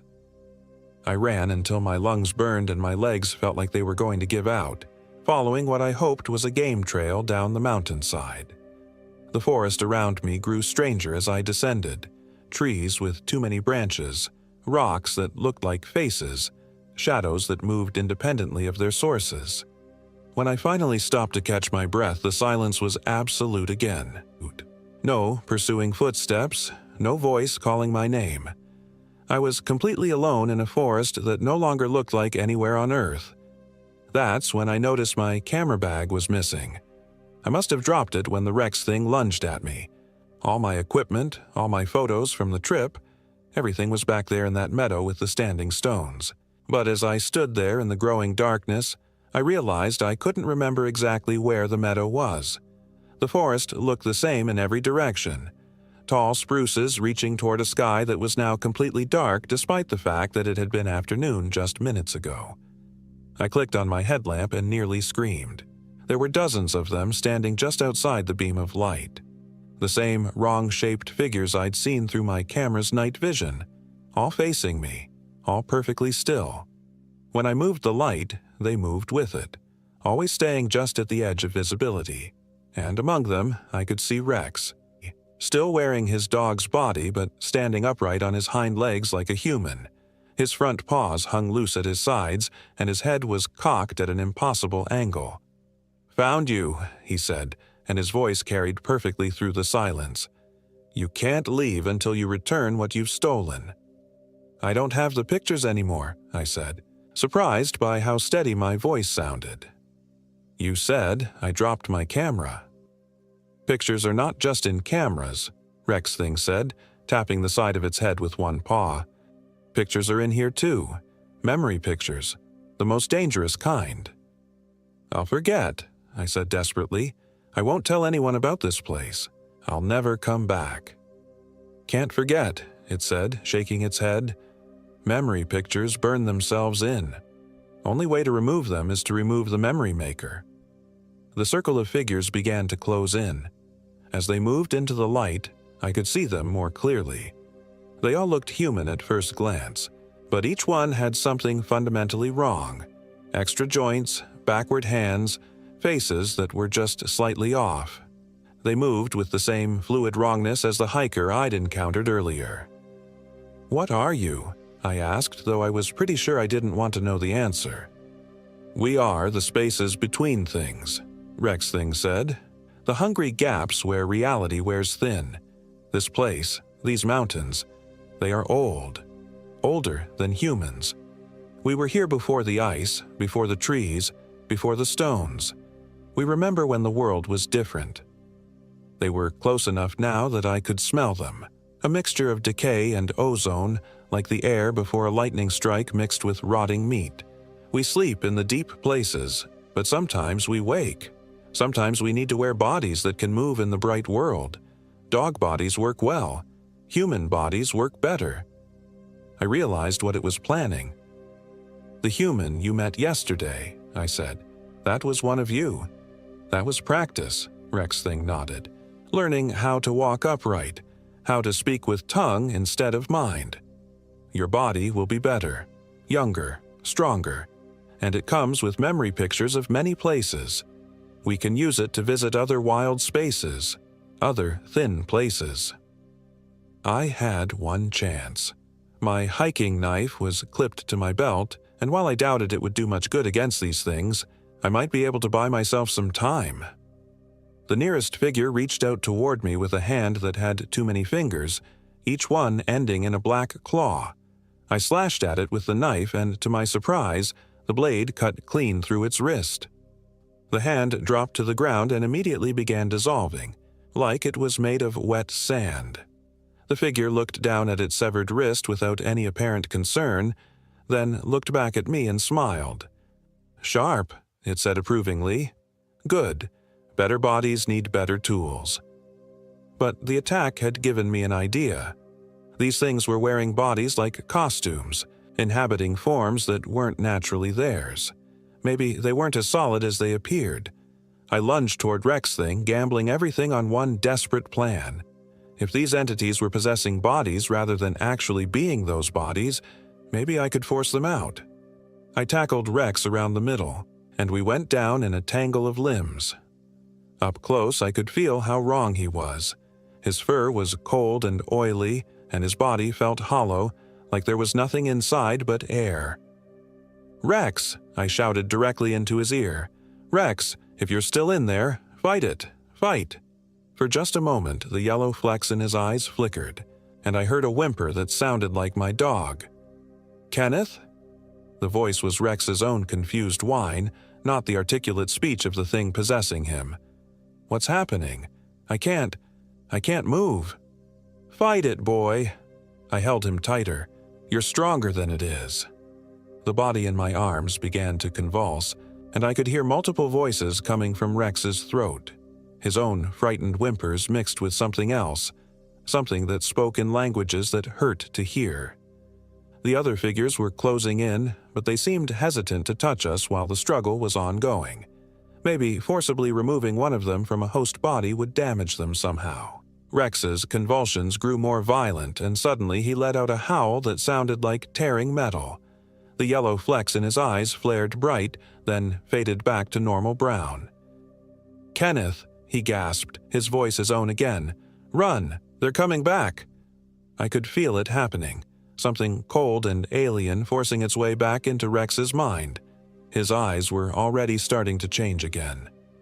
"I'm sorry, boy," I whispered, and then I did the hardest thing I've ever done in my life. I used the knife. It was quick and clean, and Rex's last look was one of relief rather than pain. The yellow light faded from his eyes, and for a moment he was just my dog again, the way he'd always been. The entities around us let out a collective scream that sounded like wind through broken glass. The body they'd been inhabiting was gone, and apparently that mattered to them more than I'd realized. "Now, you have killed twice," one of them snarled. "Killed the dog and killed the part of us that wore him. The debt grows larger." But they were backing away, and I could sense their uncertainty.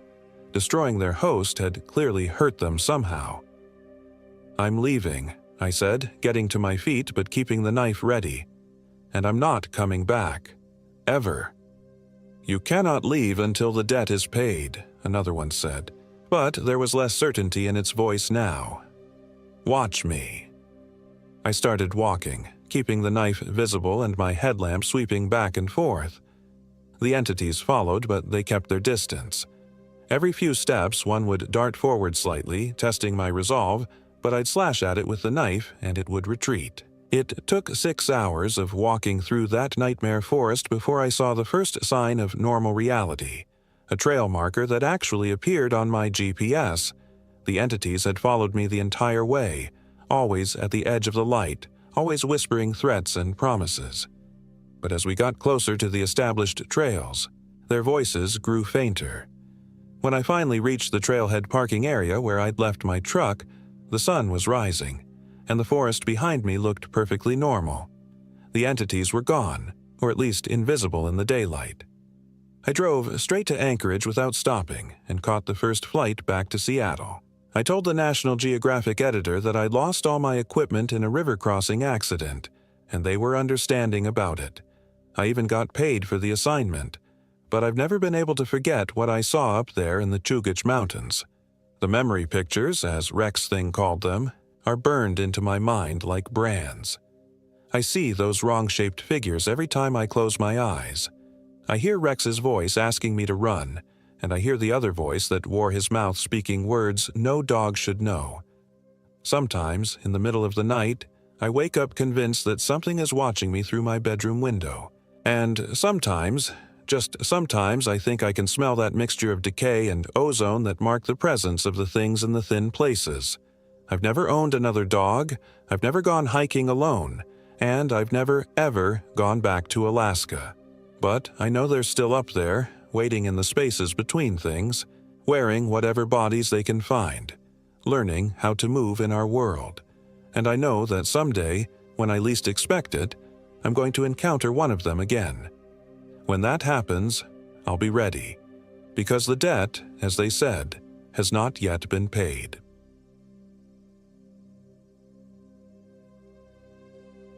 My name is Michael Williams, and I am 26 years old. This happened in the remote wilderness near Eagle River, Alaska, in the shadow of the Chugach Mountains, during what was supposed to be a simple 3-day camping trip with my best friend, Brandon Edwards. Brandon and I had been planning this trip for months. We'd both been grinding away at our desk jobs in Anchorage, me at an insurance company, him at a bank, and we desperately needed to disconnect from the suffocating routine of our daily lives. The plan was straightforward: hike into the backcountry near Eklutna Lake, set up camp in one of the more remote valleys, and spend a few days fishing, hiking, and remembering what silence actually sounded like. I should have known something was wrong from the moment we left the main trail. Brandon had always been the outdoorsy one between us. While I spent my college years buried in textbooks, he was rock climbing, kayaking, and learning wilderness survival skills. He had this infectious enthusiasm for nature that made even a city rat like me want to strap on hiking boots and venture into the wild.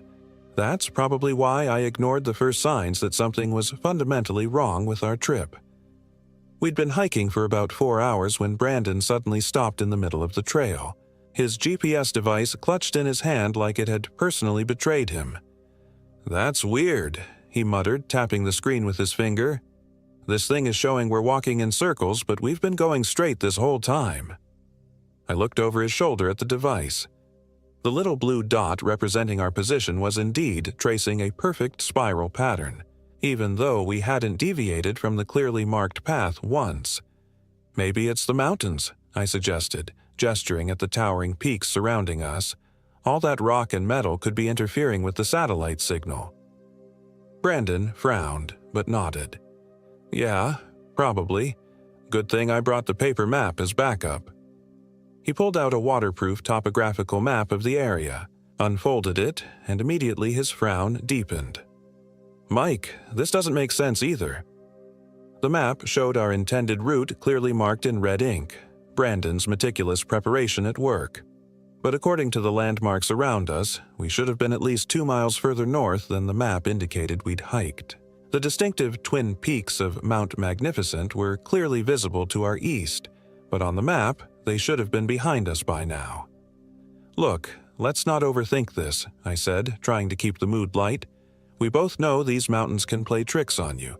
Why don't we just pick a good spot to set up camp and worry about navigation tomorrow?" Brandon's expression remained troubled, but he folded the map and stuffed it back into his pack. "You're right. I'm probably just being paranoid." But I could see the uncertainty in his eyes as he scanned the tree line around us. We found what seemed like a perfect campsite about an hour later, a small clearing beside a stream that wasn't marked on any of our maps. The water was crystal clear and ice cold, fed by snowmelt from the peaks above us. Ancient spruce trees surrounded the clearing like silent sentinels, their branches so thick they blocked out most of the late afternoon sun. As we set up our tents, I noticed how quiet it was. Not the peaceful quiet of nature, but something else, an oppressive silence that seemed to press against my eardrums. No birds sang, no insects buzzed. Even the stream seemed to murmur more softly than it should have. "Hey, Brandon," I called out as I hammered in the last tent stake. "You notice how quiet it is here?" He paused in his work setting up the camp stove. "Yeah, actually, it's probably just the elevation. Sound travels differently up here." But I could tell he was bothered by it too. Brandon was the kind of guy who could identify bird calls from 3 states and tell you which insects were active based on the ambient noise. For him to dismiss the unnatural silence so quickly meant he was trying to convince himself as much as me. That first night should have been our warning to leave. We'd managed to get a fire started, though it had taken far longer than it should have. The wood was dry, the kindling was perfect, but for some reason the flames kept guttering out as if something was sucking the oxygen away from them. When we finally got a steady blaze going, the flames burned with an odd greenish tint that neither of us could explain. "Probably just the mineral content in the local wood," Brandon said, but his voice lacked conviction. We cooked our dinner, freeze-dried beef stew that tasted like cardboard but filled our stomachs, and settled in around the fire to enjoy what should have been a perfect evening. That's when we started hearing the sounds. At first, it was just a distant rustling in the underbrush. Normal forest sounds that you'd expect as nocturnal animals began their nightly routines. But as the darkness deepened around our small circle of firelight, the sounds became more deliberate. Crack, crack, crack. The sound of breaking branches, but in a rhythm too regular to be natural. Like something large was methodically snapping twigs as it moved through the forest, circling our camp at a distance. "Probably just a moose," Brandon whispered, but his hand moved instinctively toward the bear spray clipped to his belt. The breaking sound stopped abruptly, replaced by something worse. The sound of breathing. Deep, ragged inhalations that seemed to come from just beyond the edge of our firelight. I found myself holding my own breath, straining to pinpoint the source of the sound. "Brandon," I whispered, my voice barely audible. "Do you—" The breathing stopped. We sat in absolute silence for what felt like hours, both of us staring into the impenetrable darkness beyond our camp. The fire crackled and popped, each sound making us jump. Finally, when I couldn't take the tension anymore, I stood up and grabbed a flashlight. "Mike, don't!" Brandon hissed, but I was already sweeping the beam into the tree line. The light revealed nothing but trees and shadows, but something felt wrong about what I was seeing. The shadows seemed too deep, too dark, as if they were actively swallowing the light. And in one spot, about 30 feet away, I could swear I saw 2 points of light reflecting back at me, like eyes catching the beam. But when I focused the flashlight directly on that spot, there was nothing there. "We should sleep in shifts," Brandon said when I sat back down, "just to be safe." I took the first watch while Brandon crawled into his tent. The next 4 hours were the longest of my life. Every shadow seemed to move. Every sound seemed magnified. And the whole time, I had the unshakable feeling that something was watching me from the darkness, something patient and intelligent and hungry. When I finally woke Brandon for his shift, I was exhausted and on edge. "Anything happen?" he asked as we switched places. "Nothing concrete," I said. "Just keep the fire going, okay? Don't let it die out." But when I woke up the next morning, the fire was nothing but cold ashes, and Brandon was sitting motionless beside the dead coals, staring into the forest with an expression I'd never seen on his face before. "Brandon," I called out as I crawled out of my tent. "You okay, man?" He turned to look at me, and for just a moment, I didn't recognize him. His eyes seemed too bright, too focused, like someone had turned up the intensity behind them. But then he blinked and smiled his familiar grin. "Sorry, Mike. Must have dozed off. The fire died sometime during the night." "That's weird. This wood should have burned for hours." He shrugged. "Mountain air, maybe. Everything burns different up here." But as we prepared breakfast, I noticed other things that bothered me. Brandon kept pausing in the middle of sentences, like he was listening to something I couldn't hear.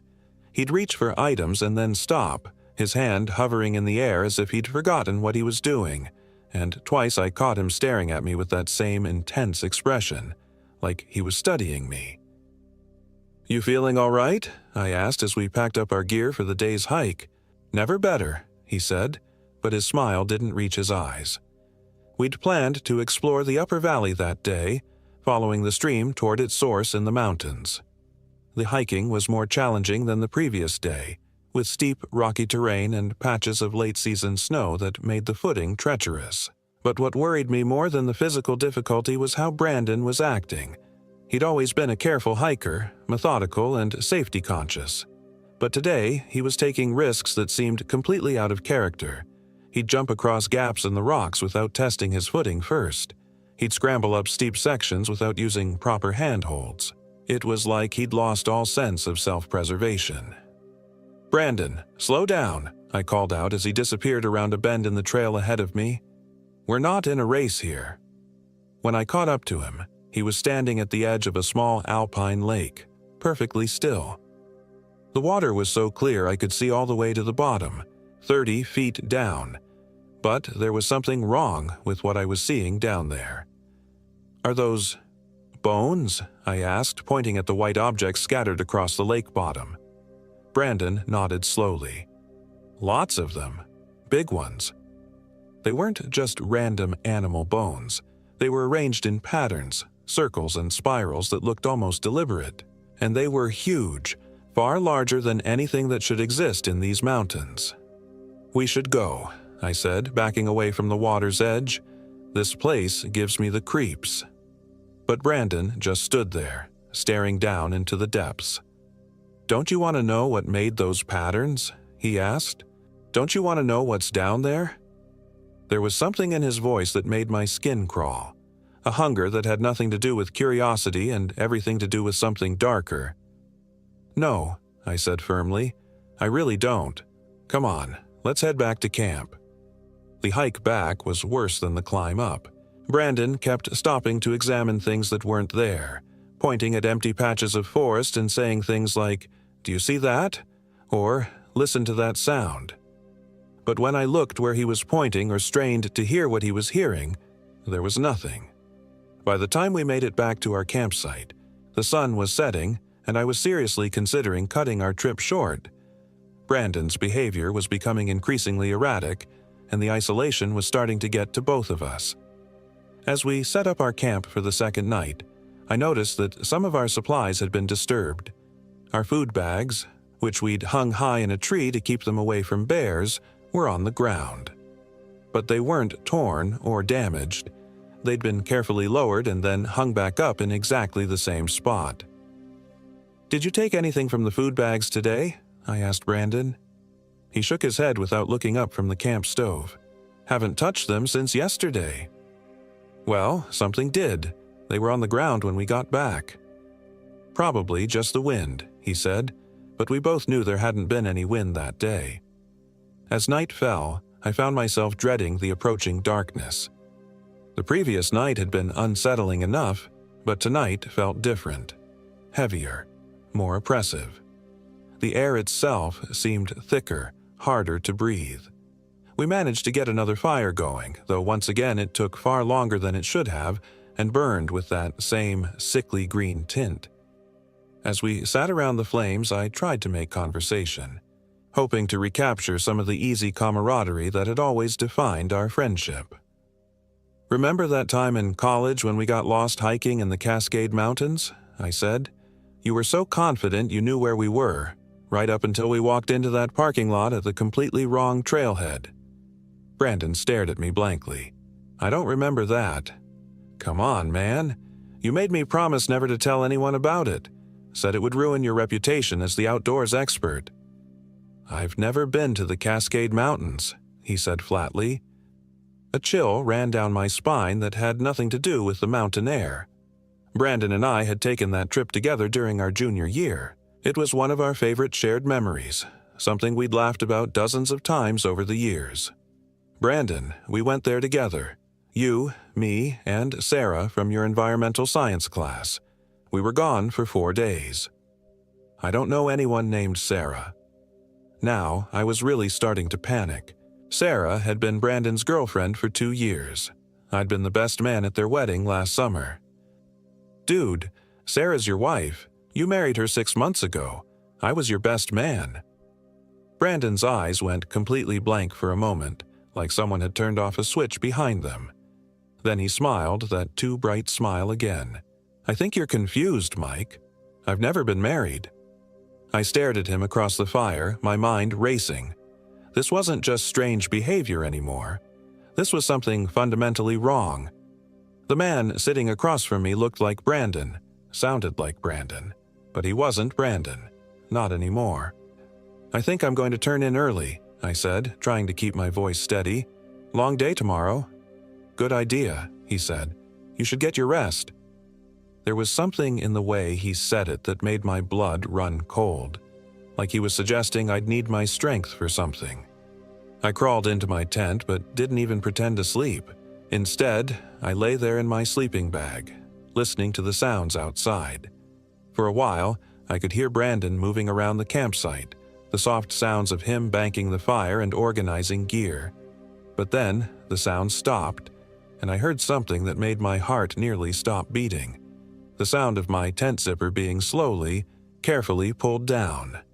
I held my breath and remained perfectly still as someone, or something, opened my tent and stepped inside. In the darkness, I could just make out a silhouette crouching at the foot of my sleeping bag. The shape was roughly human, but the proportions were wrong. Too tall, too thin, and when it moved, there was something fluid and unnatural about the motion. The thing leaned over me and I felt its breath on my face. It smelled like decay and cold earth and something else, something wild and predatory that triggered every survival instinct I possessed.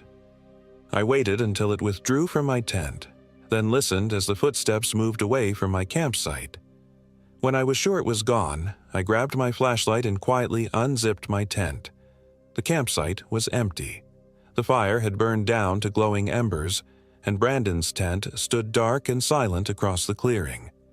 But when I swept my flashlight beam across the ground, I saw something that made my stomach lurch. Footprints. But not normal footprints. These were longer than human feet, with what looked like claw marks extending from the toes, and they led from my tent directly to Brandon's. I crept across the campsite as quietly as I could and listened outside Brandon's tent. From inside came the most disturbing sound I'd ever heard, a wet, tearing noise like someone chewing raw meat, and underneath that, a low, rhythmic humming that didn't sound remotely human. I knew I should run. Every instinct I possessed was screaming at me to grab my gear and get as far away from this place as possible. But Brandon was my best friend. Whatever was happening to him, I couldn't just abandon him. "Brandon," I whispered outside his tent. "You okay in there?" The chewing sounds stopped abruptly. "I'm fine, Mike," came Brandon's voice from inside the tent, but it sounded wrong. Too deep, with an odd echo that seemed to come from somewhere deeper than his throat. "Just having a late-night snack. Go back to sleep." "What kind of snack?" A long pause. "Trail mix." But I could smell blood in the air, thick and metallic. I backed away from his tent and retreated to my own, but I didn't sleep for the rest of the night. I lay there listening to the sounds coming from Brandon's tent, scraping, gnawing, and that horrible humming that seemed to vibrate through the ground itself. When morning came, I emerged from my tent to find Brandon sitting by the fire pit, perfectly normal except for dark stains around his mouth that he claimed were from blackberries he'd found during his morning walk. "Ready for another day of hiking?" he asked cheerfully, but his eyes were different now, completely black from edge to edge, like someone had filled them with ink. "Actually, I think we should head back today," I said, trying to keep my voice casual. "I'm getting a headache from the altitude." "Nonsense," Brandon said, and when he smiled I saw that his teeth were too sharp and too numerous. "The best part of the wilderness is still ahead of us. Why don't you gather some firewood while I break down the camp? There's a nice stand of dead trees just past that ridge."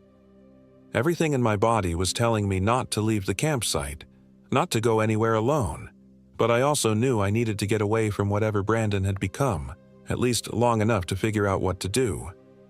"Sure," I said. "I'll be back in 20 minutes. "Take your time," he said, and there was something hungry in his voice that made my skin crawl.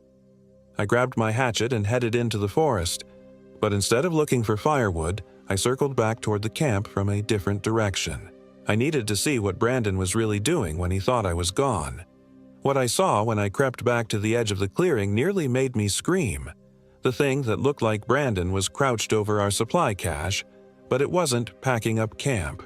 It was eating.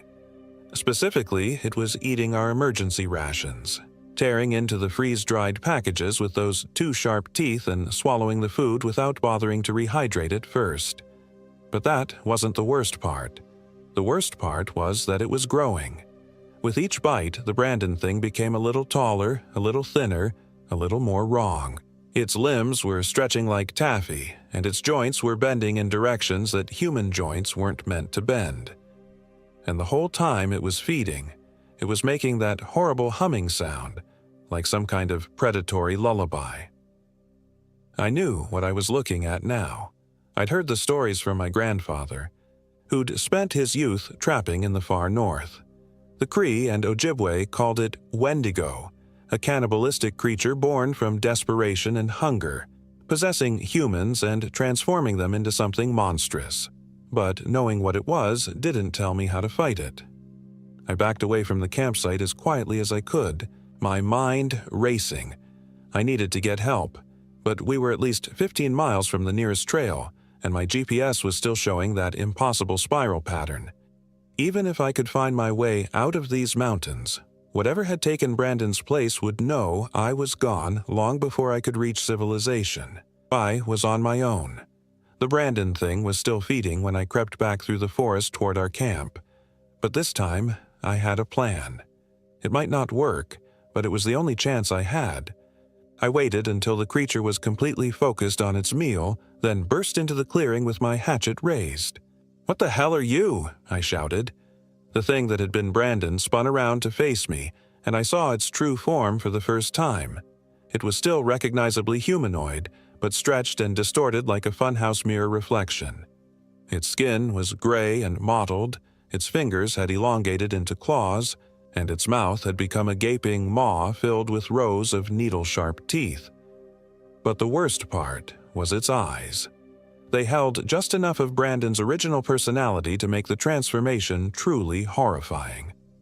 It was like my best friend was trapped somewhere inside that nightmare, watching helplessly as his body was used for something unspeakable. "Hello, Mike," it said in Brandon's voice, though the words came out distorted and wrong. "I was wondering when you'd figure it out." "Where's Brandon?" I demanded, raising the hatchet. "What did you do to him?" The creature tilted its head at an impossible angle. "Brandon's still here. He's just evolved, changed into something better, something stronger. He's not Brandon anymore.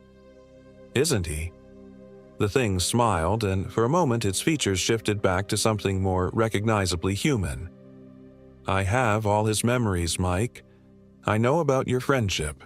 I know about Sarah, sweet Sarah, who tastes so much better in memory than she ever did in life." The implication hit me like a physical blow. "You killed her." "Brandon killed her. 3 days ago, when the hunger first started. I just finished what he began." The creature's form continued to shift and change as it spoke, becoming more monstrous with each word. "And you're going to help me feed again." It lunged at me with inhuman speed, but I was ready. I swung the hatchet in a wide arc and caught it across the chest, opening a gash that leaked black fluid instead of blood. The creature howled, a sound like wind through a cave, and stumbled backward, but the wound was already beginning to heal. "You can't kill me, Mike," it said, its voice now completely inhuman. "I'm part of this place now, part of the hunger that lives in these mountains." I didn't respond. Instead, I turned and ran. The creature pursued me through the forest, crashing through the underbrush with the sound of breaking trees. It was faster than any human should be, but it was also more careless. Several times I heard it slam into trees or trip over fallen logs, buying me precious seconds. I ran without any destination in mind, letting pure panic drive me deeper into the wilderness.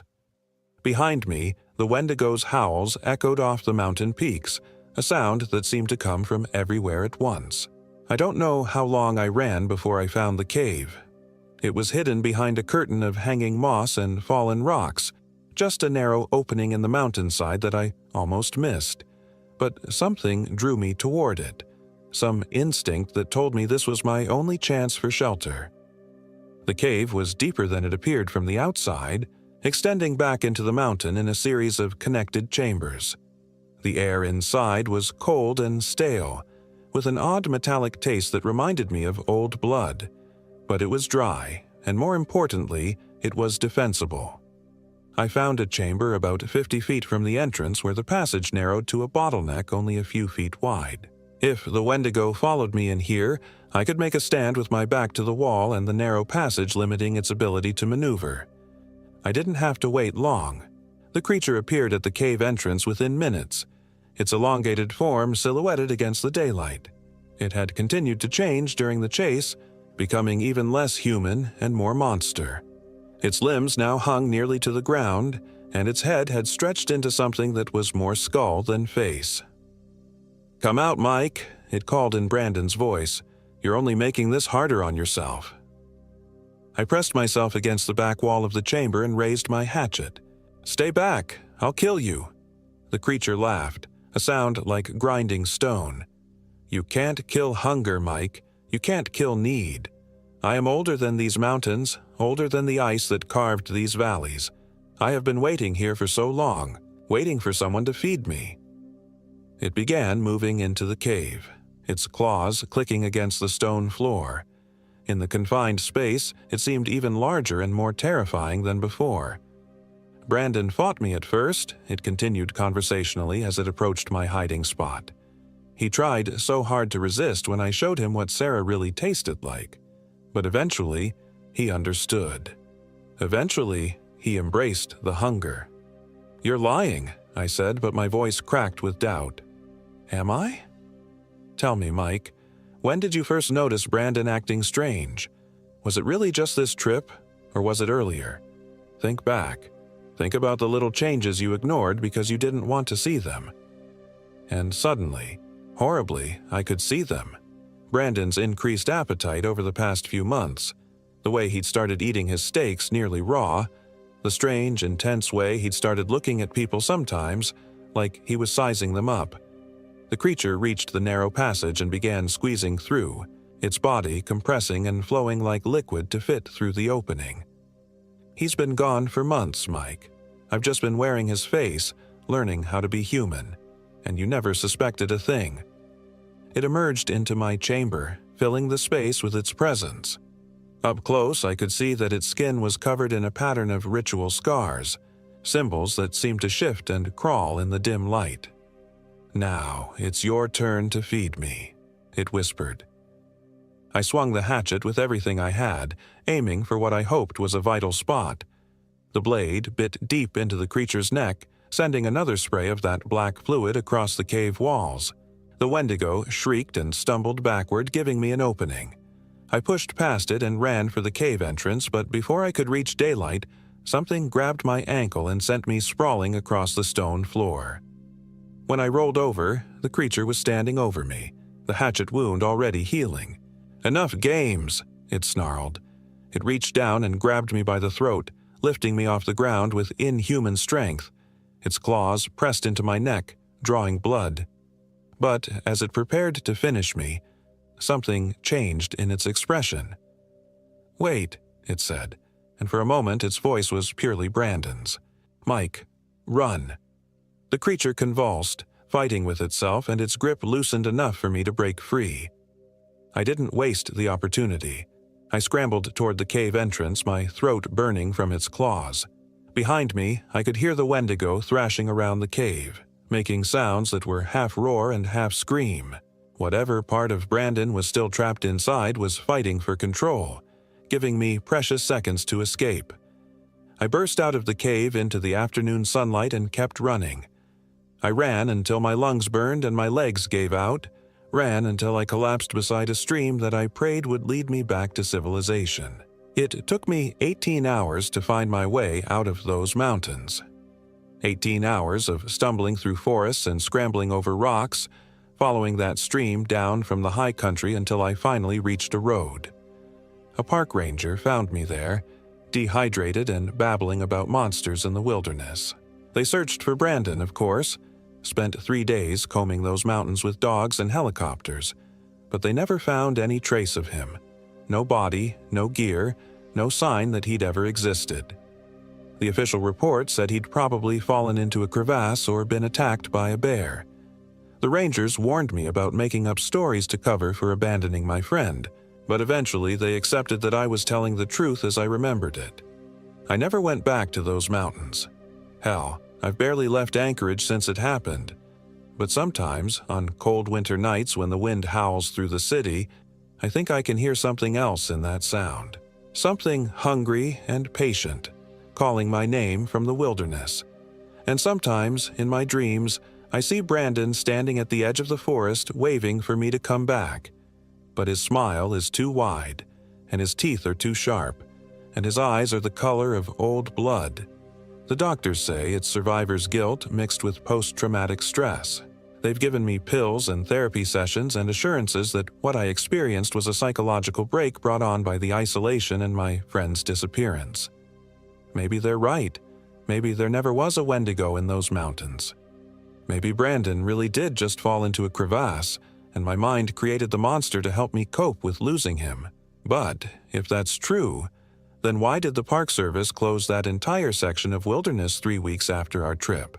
Why did they cite unusual wildlife activity and environmental concerns without giving any specifics? And why, when I drove past the road that leads to those mountains last month, did I see Brandon standing at the trailhead, perfectly human except for his too bright smile and his 2 black eyes? He waved at me as I drove past, and I swear I could hear him calling my name over the sound of my engine.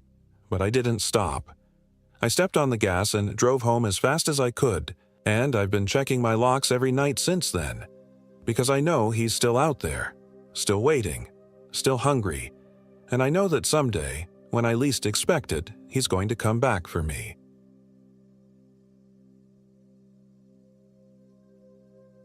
My name is David Jones, and I am 32 years old. This happened in the remote wilderness of Katmai National Park, Alaska, during what was supposed to be a peaceful week-long camping trip with my girlfriend Sarah and our 2 closest friends, Michael and Jennifer. I've replayed those 5 days countless times in my mind, searching for signs I missed, warnings I ignored. The doctors say the nightmares will fade eventually, but they don't understand. They weren't there when the trees started whispering our names. It was early September when we decided to venture into the backcountry near Lake Brooks, far from the popular bear-watching areas where tourists gathered. Sarah had been researching remote camping spots for months, obsessing over topographical maps and satellite images. She'd found what looked like the perfect isolated lake, surrounded by dense spruce forest and accessible only by a grueling 12-mile hike through unmarked terrain. "Look at this," she'd said, pointing to a spot on her laptop screen where a small tarn nestled between rolling hills. No trails, no ranger stations for miles, just us and pure wilderness. Michael, ever the pragmatist, had worried about permits and safety protocols, but Jennifer was immediately sold on the adventure. As for me, I was just happy to see Sarah excited about something again. She'd been struggling since losing her job 6 months earlier, spending too many days staring at the walls of our Seattle apartment. We flew into Anchorage on a Thursday morning, rented a Jeep, and drove the winding road toward King Salmon. The plan was simple. Drive as far as the access road would take us, then hike into the wilderness and establish base camp by the unnamed lake Sarah had discovered. We'd packed for 5 days, bringing enough MREs and purified water to last a week if necessary. The first sign something was wrong came during the drive. Sarah had meticulously planned our route using GPS coordinates, but as we wound deeper into the wilderness, the navigation system began malfunctioning. The screen would flicker, showing our position jumping erratically across the map, sometimes placing us hundreds of miles from where we actually were. "Must be the mountains interfering with the satellites," Michael said, though his voice carried a note of uncertainty. He was a software engineer, the kind of guy who troubleshot problems for a living, and I could see him growing frustrated with technology that refused to behave logically. By the time we reached the end of the access road, the sun was already low in the sky, casting long shadows between the spruce trees. The forest felt different here than anywhere I'd camped before. In Washington, the woods had a living quality. Birds chirping, insects buzzing, the rustle of small animals in the underbrush. But this Alaskan wilderness was unnaturally quiet, as if something had pressed a mute button on the entire ecosystem. We shouldered our packs and began the hike toward Sarah's coordinates. The terrain was more challenging than the satellite images had suggested. What looked like gentle slopes on the map turned out to be steep ravines choked with deadfall and tangled undergrowth. Our progress was agonizingly slow. "Are you sure this is the right direction?" Jennifer asked after we'd been hiking for 3 hours without finding anything resembling the lake from Sarah's research. Sarah pulled out her compass for the dozenth time, her brow furrowed in concentration. "The coordinates say we should be almost there, but..." She trailed off, staring at the needle as it spun wildly before settling on a bearing that seemed to change every few seconds. "Magnetic interference," Michael suggested, but he didn't sound convinced.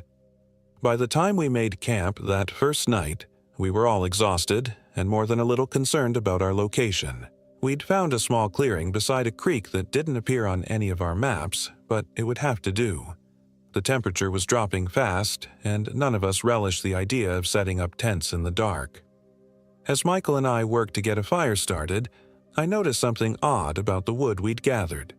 The dead branches looked normal enough, but when they burned, the flames took on an unusual blue-green tint that I'd never seen before. The fire also seemed reluctant to stay lit, flickering and guttering even when there was no wind. "That's weird," Jennifer commented, crouching beside me as I fed more kindling to the struggling flames. "Maybe it's the mineral content in the wood. Some kind of local tree disease?" But it wasn't just the fire. Throughout that first night, strange things kept happening, small things that we each tried to rationalize away. Sarah's sleeping bag was found 20 feet from where she'd left it, though she swore she'd secured it properly. Michael's water bottles, which he'd filled from the creek before dinner, tasted wrong in the morning. Not contaminated exactly, but with a metallic tang that made him spit out the first sip.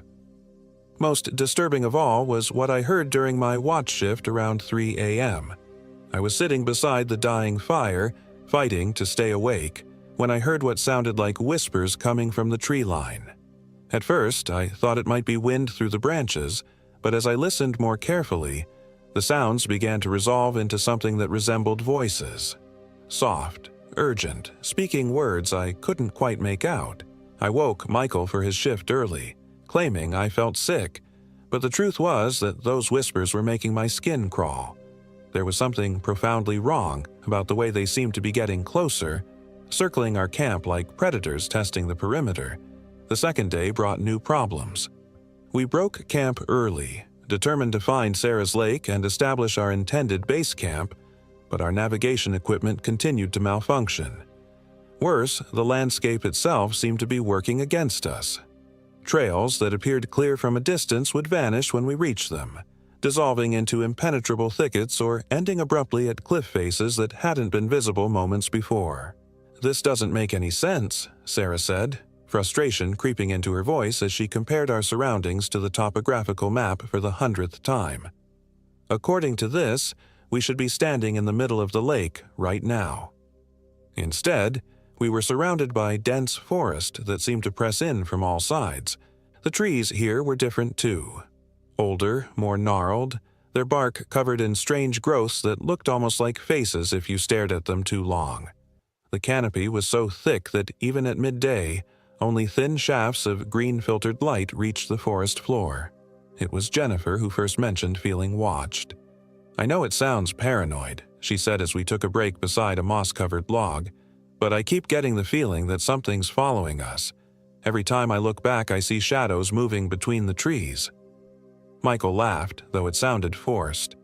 "It's probably just animals, bears, maybe, or wolves. They're curious about humans, but usually keep their distance."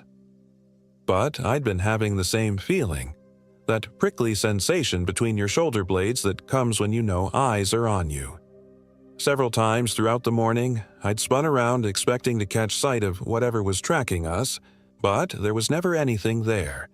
Just the empty spaces between trees and the oppressive silence that seemed to follow us everywhere. We made camp that second night in another clearing that felt wrong in ways I couldn't articulate. The ground was too soft in some places, too hard in others, and no matter where we positioned our tents, we couldn't shake the feeling that we were sleeping in something's territory. The fire troubles continued, and this time we couldn't get flames to start at all. Despite using dry kindling and newspaper, despite the lack of wind or moisture, every spark would flicker and die as if snuffed out by invisible fingers.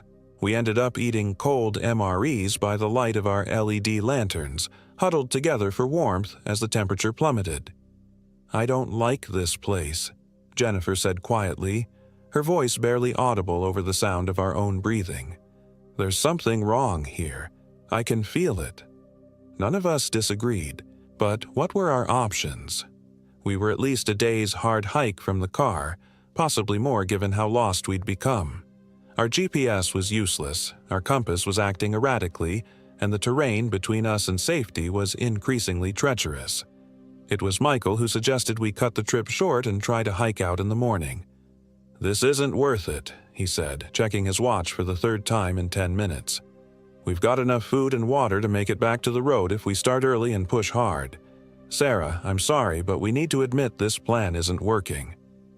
Sarah looked devastated, but she nodded reluctantly. The lake she'd spent months researching was clearly either non-existent or impossible to reach through conventional navigation. Whatever force was interfering with our equipment wasn't going to suddenly stop working. But as we prepared for sleep that second night, things took a turn toward the genuinely terrifying. I was lying in the tent I shared with Sarah, listening to her quiet breathing and trying to convince myself that the odd sounds from outside were just normal forest noises, when I heard my name being called from the tree line. "David." The voice was soft, feminine, and somehow familiar, though I couldn't place it. It seemed to be coming from directly outside our tent, close enough that the speaker should have been visible in the pale glow of our battery-powered lantern. I unzipped the tent flap as quietly as possible and peered out into the darkness. Nothing. The clearing was empty except for Michael and Jennifer's tent on the far side of our dead fire pit. "David, come here." This time the voice was farther away, somewhere among the trees at the edge of the clearing. Against every instinct screaming at me to stay in the tent, I grabbed a flashlight and stepped outside. The beam of my light penetrated only a few feet into the forest before being swallowed by the unnaturally thick darkness between the trees. I swept it back and forth, searching for the source of the voice, but found nothing except shadows that seemed to move independently of my light. "Sarah?" I called softly, thinking maybe she'd gotten up and wandered outside in her sleep. But when I turned back toward our tent, I could see her form still lying in her sleeping bag. The voice came again, even more distant now, but unmistakably calling my name. This time it seemed to be coming from deeper in the forest, and despite every rational thought telling me not to, I found myself walking toward it. I made it perhaps 50 feet from camp before the flashlight in my hand flickered and died. I shook it, banged it against my palm, checked the batteries. Everything was fine, but the bulb remained dark.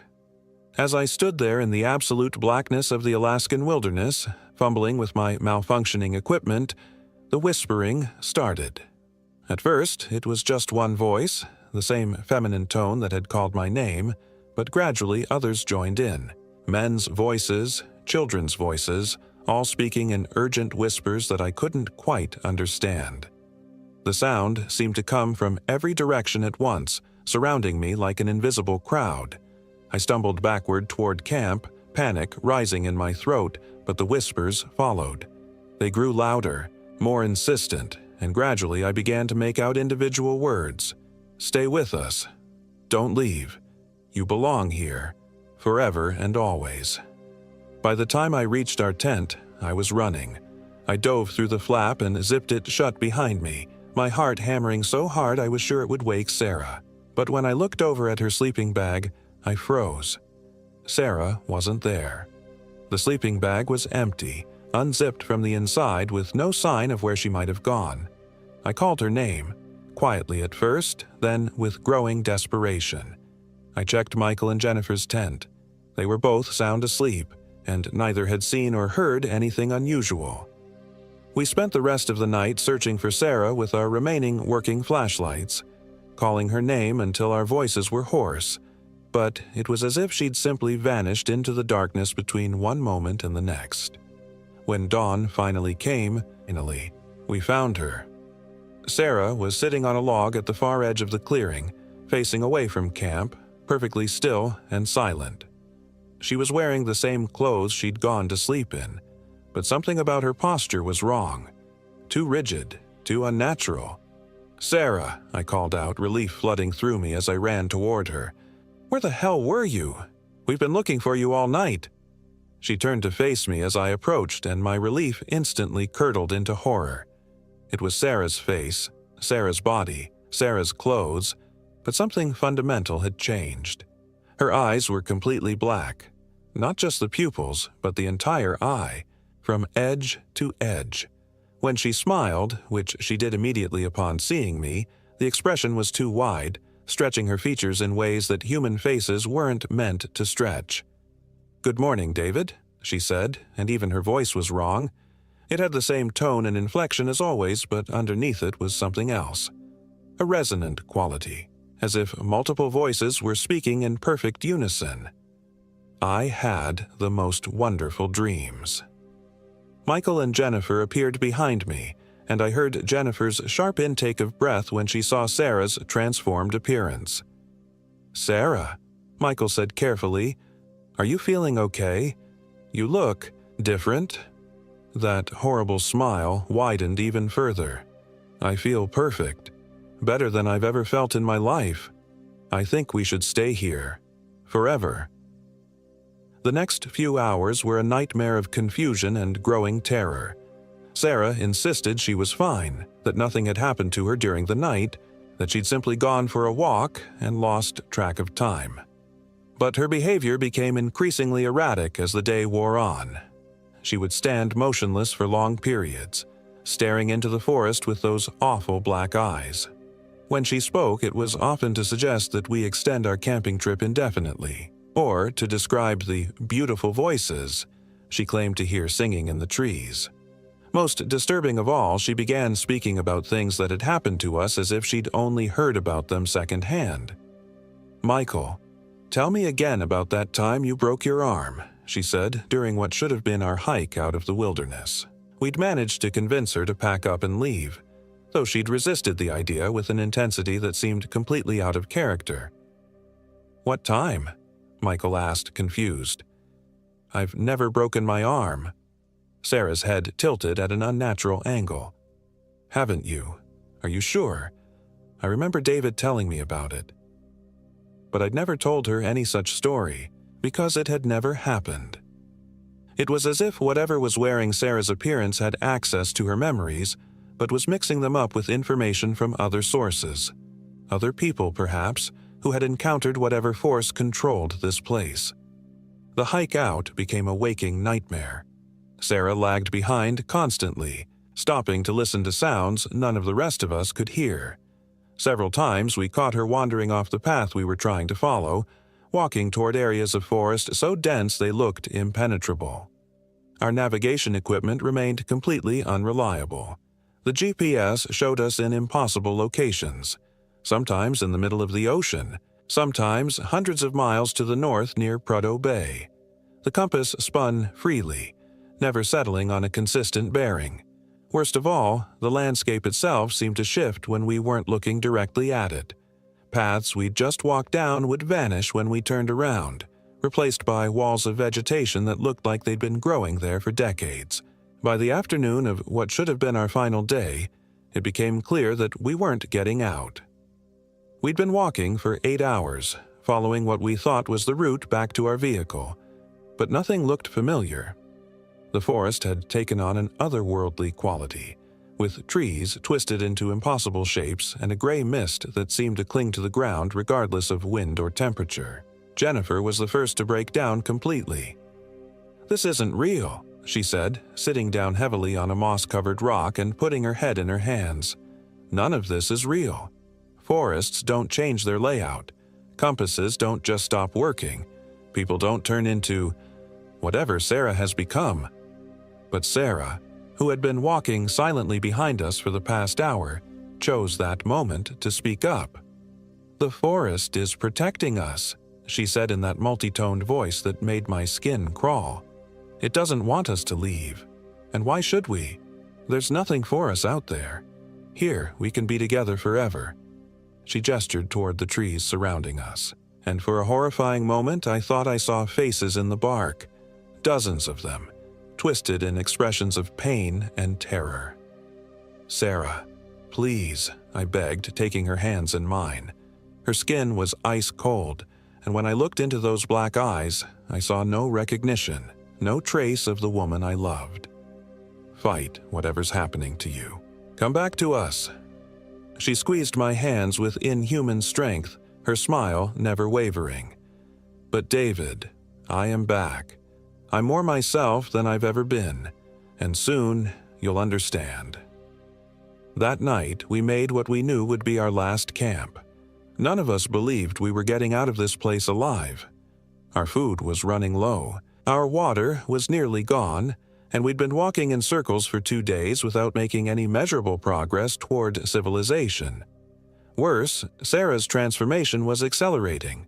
She no longer seemed to need food or water, and she'd stopped sleeping entirely, instead sitting perfectly still throughout the night, staring into the darkness with those horrible eyes.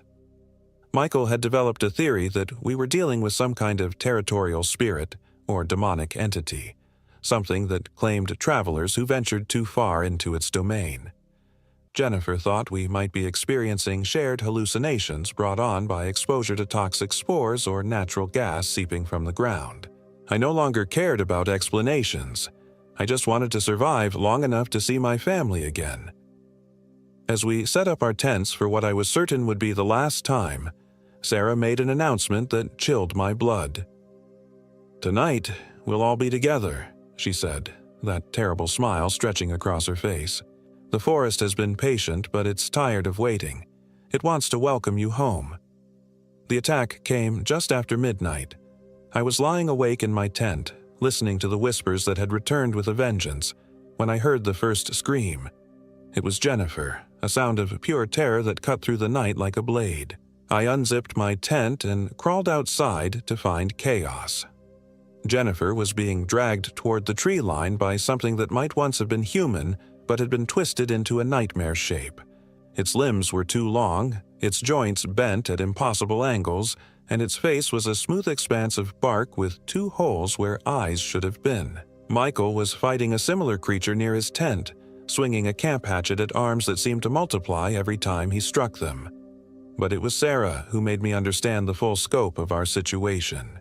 She was standing in the center of the clearing, her arms raised toward the canopy, speaking in a language I didn't recognize.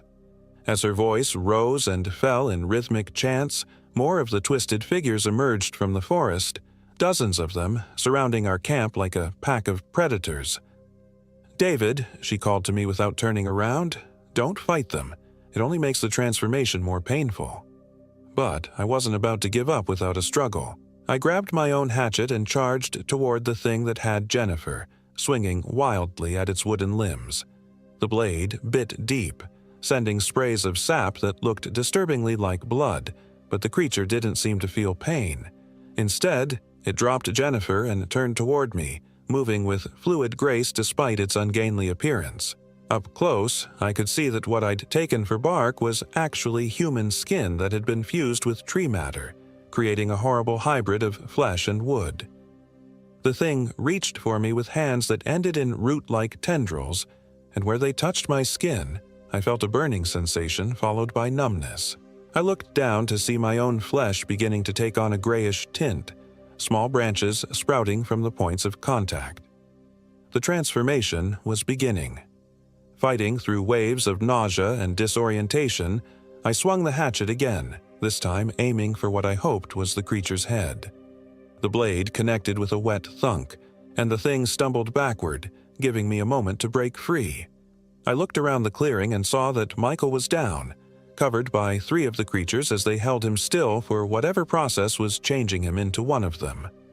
Jennifer was unconscious or worse, her body partially merged with the roots of a massive spruce tree. Only Sarah remained untouched, still chanting in that alien language, her black eyes reflecting starlight that shouldn't have been visible through the dense canopy. I made a decision that haunts me to this day. Instead of trying to save my friends, I ran.